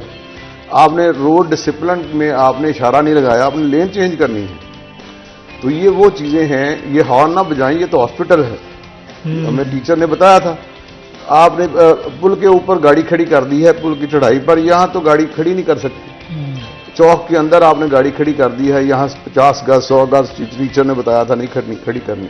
स्पीड लिमिट तो पापा वहाँ लिखी हुई 40, आप 80 पर जा रहे हैं, 60 पर जा रहे हैं। इसका बहुत इम्पैक्ट होगा और मैं समझता हूँ कि हुकूमत को भी इसमें आना चाहिए और एक इसका सिलेबस में छोटी बुकलेट ऐड करवाएं, हम उसको प्रिपेयर करके दे देते हैं। सही, वो सिलेबस का हिस्सा बनाएं, इससे बहुत इम्पैक्ट होगा और हम तो अपने रिसोर्सेज के मुताबिक लगे हुए हैं और इंशाल्लाह ताला लगे रहेंगे। बिल्कुल, सिलेबस का हिस्सा होना चाहिए, निसाब का हिस्सा होना चाहिए एजुकेशन के लिए, कि ट्रैफिक अवेयरनेस भी बहुत ज़्यादा ज़रूरी है। और ये वाकई में जो कॉलेज यूनिवर्सिटीज़ के अंदर खासतौर पर अगर ये इसका हिस्सा बन जाए, क्योंकि यूनिवर्सिटी कॉलेज से फौरी तौर पर पास आउट होने के बाद प्रोफेशनल लाइफ शुरू होती है, प्रैक्टिकल और प्रैग्मेटिकल लाइफ शुरू होती है। तो उस लाइफ को शुरू करने से पहले ट्रैफिक अवेयरनेस जरूर पता होनी चाहिए। ऑफिस से घर, घर से ऑफिस, फिर जॉब पर जाना होता है। तो ये मामला जो है वो तमाम जो स्टूडेंट पास आउट कर रहे हैं उनके जहन में होंगे तो ही एक पॉजिटिव बिहेवियर चेंज आ सकेगा। जफर डोगर साहब हमारे समझ, जफर साहब, सोशल मीडिया आपको लगता है भरा पड़ा है इस वक्त? हम देखते हैं कि बड़े लोगों के मिस बिहेवियर के छोटे छोटे क्लिप्स आते हैं, लोग इवन के गाली गलोच पे भी उतर आते हैं, ट्रैफिक वार्डन के साथ लड़ रहे हैं, वीडियोस बना रहे होते हैं। ये मतलब इतना ज्यादा, और जब ट्रैफिक वार्डन आपको रोकता है, हमारा वो ट्रैफिक वार्डन हमारे तक नहीं पहुंचता, हमने पहले फोन कान को लगाया होता है और ये बात कर लें। तो ये किस हद तक जरूरी है इस बिहेवियर को चेंज करना, कि हमने समझ रखा है कि हम सिग्नल तोड़ेंगे उसके बाद हम एक कॉल करके अपने आप को जो है वो छुड़वा देंगे, तो इसको तब्दील करना किस हद तक जरूरी है? देखिए, ये एक माइंडसेट है जो ऐसे मुल्कों में परवान ज़रूर चढ़ जाता है जहां रूल ऑफ लॉ नहीं होता जी, जहां लोग ये समझते हैं कि सिफारिश पे काम हो जाते हैं और जो बाअसर लोग होते हैं वो सिफारिश करवा के अपने काम निकलवा लेते हैं। तो फिर वो भी खुद तो इस काबल जिसको रोका है उसकी तो नहीं चल रही होती, वो भी किसी ऐसे शख्स की ही कॉल करवाएगा ना जिसकी मानी जा सकती हो। तो ये हमारे यहाँ जो ओवरऑल सोसाइटी में एक सिफारिश कल्चर का एक पहलू है, एक गालिब अंसर मौजूद है, ये उसका शाखसाना है। हमें मजमूई तौर पर ये इस चक्कर से निकलना होगा। आप यकीन जानें, अभी प्रोग्राम में बैठे वो अच्छा नहीं लगता, अपनी तारीफ क्या करें। मेरा कहीं कभी किसी वजह से चालान हो जाए जी, तो मैं ये दरख्वास्त करता हूँ कि सर प्लीज़ ज़रा जल्दी कीजिएगा, थोड़ी जल्दी है, थोड़ा ज़रा फारग जल्दी से कर दीजिएगा। अभी चंद दिन पहले मैंने ये मिलत चौक में क्रॉस कर रहा था तो येलो आ गया, येलो। अब मेरे लिए सिचुएशन ऐसी थी कि जहाँ दरम्यान में बस दरमियान में रोकूं तो आपको पता कि दूसरे वाले जो है ना वो अगले का रेड होने का इंतजार नहीं करते, वो अपने ग्रीन का इंतजार नहीं करते, दूसरे का रेड हो गया तो बस चल पड़ते हैं। तो वो एक माइनर सा फर्क होता है थोड़ा सा बीच में माइक्रो सेकंड्स का, जिसमें अगले का रेड हुआ तो आपका ग्रीन होने में थोड़ा सा वो लगता है। तो मेरा अभी येलो मैंने क्रॉस किया तो मुझे आगे रोक लिया एक ट्रैफिक वार्डन ने, एक कोई ऑफिसर भी साथ खड़े थे, एक और 3 लोग थे। उन्होंने रोका, मैंने साइड पे गाड़ी कर ली, तो कहते जी आप आ जाएं। मैंने कहा यार ठीक है, अगर इधर आप कर लें। नहीं, कहते वो साहब डील करेंगे। मैंने कहा कोई, मैंने गाड़ी खड़ी की, उधर चला गया। अब थोड़ा सा आर्गूमेंट किया तो उन्होंने कहा जी आपने रेड क्रॉस किया। मैंने कहा नहीं, मैं येलो क्रॉस किया। येलो में मेरे लिए रुकना मुश्किल था, मैं रुकता तो बीच में मेरे कई लोग लग जाते। 2 ही ऑप्शन थी, या तो मैं रोक लूँ, वो खतरनाक हो जाना था, मैंने साथ ही उस बाकी गाड़ियों के पीछे एंड पे था, मैं निकल गया। तो ये मैंने किया। इसमें अगर आप समझते हैं कोई गुंजाइश निकलती है तो ठीक है, वरना फिर आप कर सकते हैं जो कर, आप यकीन करें। मतलब उन्होंने मेरा आर्गूमेंट मान लिया, उनकी मेहरबानी, तो मैं चला गया। मैंने हल्फन कहता हूँ, मैंने तारुफ नहीं करवाया, मैंने रोका, मैंने रुक के उनकी बात सुनी, मैं गाड़ी से उतरा उनकी बात सुन के, बल्कि वहाँ मुझे किसने पहचान लिया, कैसे हैं जो साहब ये वो। तो मैंने फिर भी नहीं बताया कि मैं क्यों ज़रूरत, क्यों भाई, जब आप इक्वालिटी की बात करते हैं, जब लॉ की, रूल ऑफ लॉ की बात करते हैं, तो फिर ये बातें बहुत छोटी रह जाती हैं। हम बड़ी बदकिस्मती की बात, छोटी छोटी बातों के लिए भी सिफारिश ढूंढते हैं। अच्छा भाई, आपसे गलती होगी, चालान हो जाएगा, क्या क़यामत आ जाएगी? आप चालान तो आपको एक वार्निंग है एक तरह की कि भाई एक तो आपने ये गलत किया, इससे आपका और किसी और का नुकसान हो सकता था। दूसरा, वो चालान आपको एहसास दिलाता है कि नेक्स्ट एहतियात कीजिएगा। तो मेरा ख्याल अगर हो जाए तो फिर उसको करवा लेने में भी कोई हर्ज नहीं होता। मैं आपकी बात से बिल्कुल सहमत हूँ और 100% एग्री भी करता हूँ कि आपने इसी तरीके से किया होगा, क्योंकि आपकी गाड़ी के पीछे जो है ना, कहीं पे भी ऐसा मेंशन भी नहीं है कि ब्यूरो चीफ सिटी 41 या कोई सिटी 41 का कोई स्टिकर भी नहीं लगा हुआ इनकी गाड़ी के ऊपर। हालांकि जो कोई इस पोजीशन पे नहीं भी होते, किसी के फैमिली से भी कोई किसी की पोजीशन ऐसी पोजीशन पे चला जाए तो उसकी फैमिली में लोग लिखना शुरू कर देते हैं और बड़ा बड़ा आपको वो या मीडिया का कुछ लिखा हुआ नजर आएगा या कोई एडवोकेट लिखा होगा या कुछ इस तरह से लोग मेक श्योर करते हैं, दे राइट इट एंड वो ये चाह रहे होते हैं, वार्डन को दिखाएंगे इशारा करके, देखो जी वो एडवोकेट की प्लेट लगी है। तो ये बिहेवियर चेंज करना बहुत ज़्यादा ज़रूरी है। बात करते हैं थोड़ी सी सीटू साहब पार्किंग के हवाले से। हम 8 बाज़ारों के हवाले से बात करें तो इस वक्त बहुत ज़्यादा क़यास है, चीज़ें स्कैटर्ड हैं और एक पार्किंग प्लाजा की बहुत ज़्यादा अशद ज़रूरत है। कुछ ट्रेडर्स भी उठकर सामने आए थे जिन्होंने कुछ कचहरी बाज़ार से ट्रेडर्स से, मोबाइल फ़ोन एसोसिएशन से उनका ताल्लुक़ है और उन्होंने क्लेम किया था कि आप पार्किंग प्लाजा के ऊपर जितने अखराजात आते हैं उसमें से आधे अखराजात जो हम ताजर बर्दाश्त करने के लिए तैयार हैं। तो मतलब इस हद तक ज़्यादा ज़रूरी है पार्किंग प्लाजा। तो आपको लगता है कि उधर 1700 मोटरसाइकिल पार्क करने की जगह डीसी साहब ने खुद क्लेम किया था कि वहां पर पहले फेज में हो जाएगी अगर हम उसको फौरी तौर पर ऑपरेशनल कर देते हैं। तो व्हाट डू यू थिंक कि कितना वक्त लगेगा पार्किंग प्लाजा वहां पर डेवलप करने में और होना चाहिए, और अगर हो जाता है तो इसके समारात क्या होंगे? जी ये तो इट्स द ओनली सॉल्यूशन ये है कि हम 3 से 4 जगह आइडेंटिफाई करें। हमने ये बहुत पहले हमने एक सर्वे किया था, तो हमने कहा था जो कतवाली रोड वाली मेयर हाउस वाला रोड है छोटा, वहाँ पर प्लाजा बनाएं, एक ईदगाह रोड पर कहीं प्लाजा बनाएं जी, एक हम ये जो है कारपोरेशन जो पुरानी है गवर्नमेंट कॉलेज रोड वाली वहाँ पर एक बनाएं, और एक ये जो आपका है यह लाले अमर वाली साइड पर, तो यहाँ पर कुछ रेलवे की जंग बाजार वाली साइड पर भी है। जहाँ पर जगह अवेलेबल पहले हो जाए वहाँ पर आप प्लाजा बनाएं और गाड़ियों की एंट्री बाजारों में बंद कर टफ टाइल लगा। ये 1904 और 1905 का ये प्रोजेक्ट है जो कि पहला प्लान्ड सिटी था जी, और उसको हमने खराब कर लिया, अपने विरसे को खराब कर लिया। ये पूरे वर्ल्ड में इंग्लैंड के नक्शे के मुताबिक बना है। इसकी आप सिमतें चेक कर लें तो जंग टूवर्ड्स जंग बाजार टूवर्ड्स जंग, चनियोड़ टूवर्ड्स चनियोड़ बाजार, कचहरियों की तरफ, मिंटकुमरी बाजार की तरफ, रेल बाजार रेलवे की तरफ, और ये तमाम अमीरपुर बाजार अमीरपुर की तरफ। तो ये एक बहुत ही मॉडल किस्म का और पहला प्लान्ड सिटी है। इसका परमानेंट सोल्यूशन तो यही है। जो टेम्पररी सोल्यूशन है वो हम ये करने जा रहे हैं कि हम इस पर वन वे को 100% इम्प्लीमेंट कराएं, लोगों को अवेयरनेस दे रहे हैं, चलान भी कर रहे हैं। जा रहे हैं कि एक साइड पर पार्किंग हो जाए, एक साइड राइट साइड खाली हो जाए, सही, और लोगों को हम मोटिवेट कर रहे हैं कि अपनी गाड़ियां घर छोड़ कर आएं, कस्टमर की गाड़ियों को जगह दें ताकि आपका बिजनेस फ्लरिश करे। जो हम जो है वो कर रहे हैं, उसके साथ हम कर रहे हैं कि लाइन अगर डीसीओ साहब कॉर्पोरेशन से मिलकर येलो लाइन ट्रेडर्स से मिलकर लेफ्ट साइड पर बाजार जो दाखिले वाला है, जो आउट होने वाला है, वहां पर एक साइड पर लग जाए, चले कम से कम जब तक ये नहीं कंस्ट्रक्ट होते प्लाजा जात तब तक ये डिसिप्लिन में आ जाए, थोड़ा डिसिप्लिन हो जाए। वैसे तो जिस तरह मशरूम ग्रोथ आपने बताई है कि मोटरसाइकिल्स की तादाद में बहुत ज़्यादा इजाफा होगा। 69% यूथ है, 57% लोगों के पास मोटरसाइकिल्स हैं, हर घर में 3-3 मोटरसाइकिल हैं। तो आगे फ्यूचरिस्ट जो है ना प्लानिंग वो ये है कि public transport mass transit system को इन्फोर्स करें, पब्लिक ट्रांसपोर्ट को बढ़ाएं, और आप देखेंगे कि 72 सीटर गाड़ी जब पब्लिक ट्रांसपोर्ट 72 बंदों को कैरी करके लाएगी तो 72 मोटरसाइकिल एक सड़क से हट जाएंगे। तो एक तस्वीर मेरे पास इस वक्त नहीं है, उसमें एक साइड पर एक बस है, एक साइड पर 72 मोटरसाइकिलें, तो वो कितना कंजेशन वो कम कर रही है। मैं आज भी मानता हूं कि बस अगर ट्रैवल करेगी तो कम कंजेशन होगी, वेयर 70 मोटरसाइकिल ज़्यादा कंजेशन करेंगे, एक्सीडेंट ज़्यादा करेंगे, वायलेशन ज़्यादा करेंगे। तो स्टेप वाइज इसको करना चाहिए। पहले स्टेप में मेरी गुजारिश है आपके वसातत से डीओ एजुकेशन को जी और कमिश्नर साहब को भी और सेक्रेटरी एजुकेशन को भी कि एजुकेशनल इंस्टीट्यूशंस को बाउंड करें कि आप अपने ट्रांसपोर्ट का अरेंजमेंट करें और रूट प्लान करें।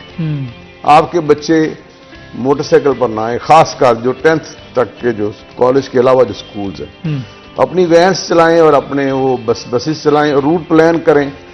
तो आप देखेंगे कि हर कम से कम 500 बच्चा है किसी भी स्कूल में, जी कॉलेज में 1000-2000 बच्चा होगा। जब वो बीच में से माइनस हो जाएंगे 50% और उनकी बसें चल पड़ेंगी और रूट डिफाइन होंगे, स्टॉप डिफाइन होंगे, तो कितना डिसिप्लिन आएगा। ठीक है, मोहम्मद आसिफ सिद्दीक साहब बड़ा अच्छा मशवरा दिया है, लेकिन एक छोटा सा वक्फा लेते हैं। वक्फे के बाद जब दोबारा हाजिर होंगे तो गुफ्तगू के सिलसिले को आगे बढ़ाएंगे। हमारे साथ रहिए।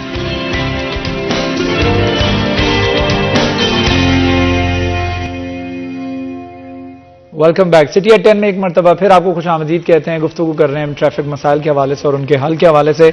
CTO हमारे साथ विराजमान हैं, जफर डोगर साहब भी हमारे साथ मौजूद हैं। हम बात कर रहे थे कि एक जो बस जा रही है एक शाहराह के ऊपर, वो 72 लोगों को बिठा कर लेकर जा रही है, तो वही 72 मोटरसाइकिलों का अगर बोझ कम हो जाए तो इसी तरीके से एक सजेशन है, लेट्स सी व्हाट हैपेंस। अगर हम बाज़ारों के अंदर, ख़ास तौर पर 8 बाज़ारों के अंदर, हम जो ट्रेडर्स हैं, जो ताजर हजरात हैं, वो सुबह 9 बजे दुकान उनका अगर बेटा खोल रहा है, 12 बजे वालिद साहब आ रहे हैं, 3 बजे उनका छोटा भाई आ रहा है, तो वो 3-3, 4-4 मोटरसाइकिलें तो एक दुकानदार की होती हैं, वो उसकी अपनी होती हैं। हम क्यों नहीं एक दुकानदार को ये पाबंद कर दें कि वो एक मोटरसाइकिल पर आए और ड्रॉप लेकर के उसकी बाइक कहीं और बाहर खड़ी हो।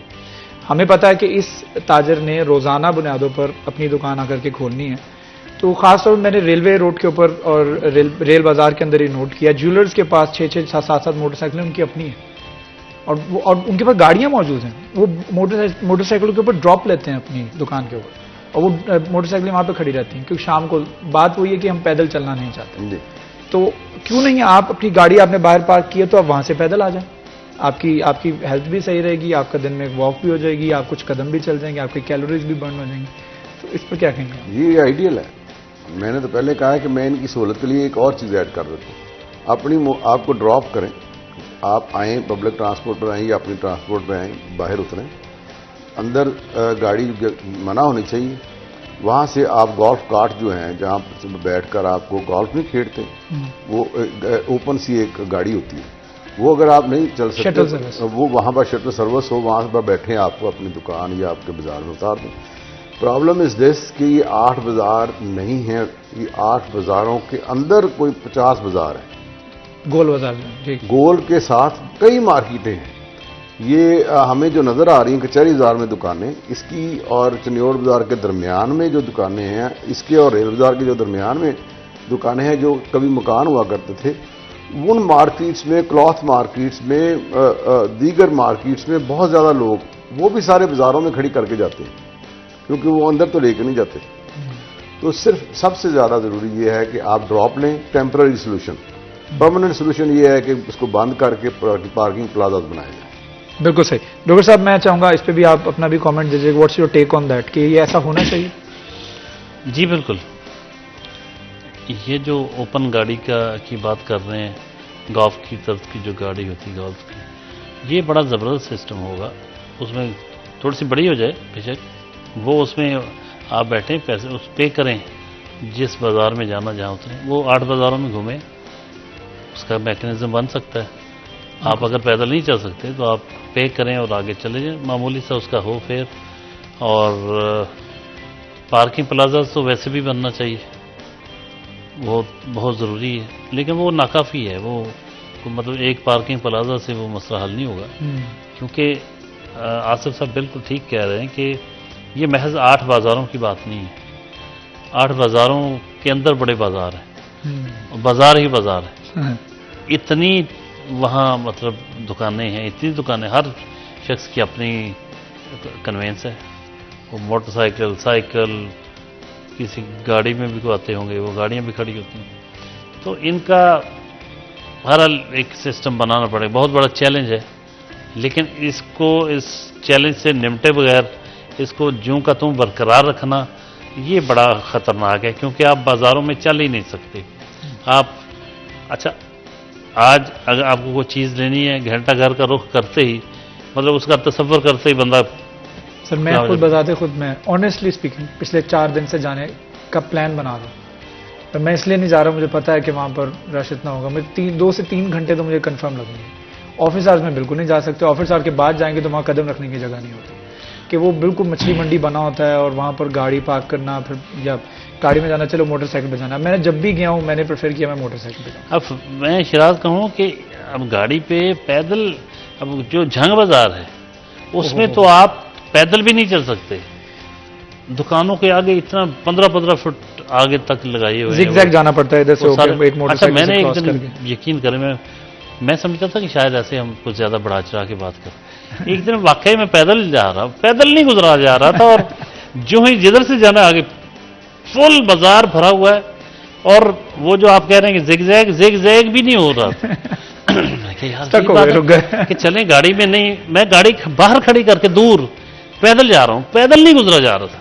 ये बहुत बड़ा क्राइम है कि आप सड़क के आगे 15-15 फुट 10-10 20-20 फुट तक आपने अपना सामान रखा हुआ है, और यही और फुटपाथ भी नहीं छोड़ा हुआ, चलो थोड़ा सा 3 फुट छोड़ के आगे रख लो, सड़क पे ही रखना तो आगे रख लो, वो दुकान के अंदर से शुरू करके यूं लगाई होती है। और यही तजावजात करने वाले हजरात जो हैं वही कंप्लेन कर रहे होते हैं, जी सीटीओ साहब और ये ट्रैफिक वार्डन जो है वो काम नहीं करते, यहाँ पे तो ट्रैफिक वार्डन नजर नहीं आता।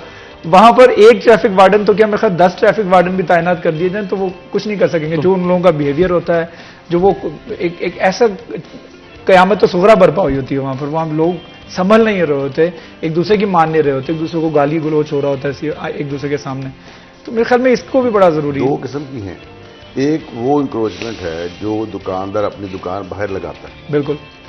एक वो इंक्रोचमेंट है जो उसने बेची हुई है जगह, जो उसने अलाउ किया हुआ है 25,000 के कि आप मेरी दुकान के बाहर लगा काउंटर लगा लें, तो वो कहता है, वो कई लोग तो ऐसे हैं उन्होंने अपना दुकान का अपना कारोबार खत्म करके अपने आगे जगह बेच दी हुई। अच्छा 25,000 के 2 स्टॉल लगा लिए, 50,000 तो उसकी यही इनकम है। कहता है चलो छोड़ो मेरी एक आधी कोई चीज़ बिक जाएगी कोई बात नहीं, तो 50,000 से लाख रुपया मेरी जिसकी बड़ी दुकान है मैं लेके निकल रहा हूँ महीना। मैंने इसलिए कहा है कि पहला स्टेप जो है वो ये है इंक्रोचमेंट का तगड़ा ऑपरेशन। बिल्कुल सही। ये टीचर्स तमाम ट्रेडर यूनियंस वाले आए थे मेरे पास, मैंने उन्हें रिक्वेस्ट की, मैंने कहा जी मैं इसको स्टेप वाइज करूँगा। पहला हमारा स्टेप ये होगा कि हम आपको आईना दिखाएंगे, अस्सलाम वालेकुम, ये आपको फूल देंगे, आप कर रहे हैं ये हम आपको फूल देंगे एक, फिर आपको बताएंगे कि सर आपकी दुकान ये है, आपके दुकान के बाहर 15 फीट ये हो रहा है, ये आप इसको ख़त्म करें, आपको हम आज तंबीह कर रहे हैं। फिर हम 290 PPC के तहत एक नोटिस सर्व करेंगे, बिल्कुल सही, कि आपने शारा-ए-आम पर अपना सामान इस तरह रखा हुआ है कि अवाम-उन-नास का रास्ता तंग होकर रह गया, और ये इस सूरत में क्राइम जो है 290 का इर्तिकाब कर रहे हैं। आपको बजरिया नोटिस जो है वो तंबीह की जाती है कि इससे बाज रहें, अदरवाइज ज़ाब्ते की कार्रवाई होगी। फिर आपका कलंदरा बनाएंगे सामान कुछ उठा के, फिर हम 3rd स्टेप पर पर्चा देंगे 290, 291, 283। लेकिन वो हमारा काम है नहीं, हम मजबूरन करेंगे। सही।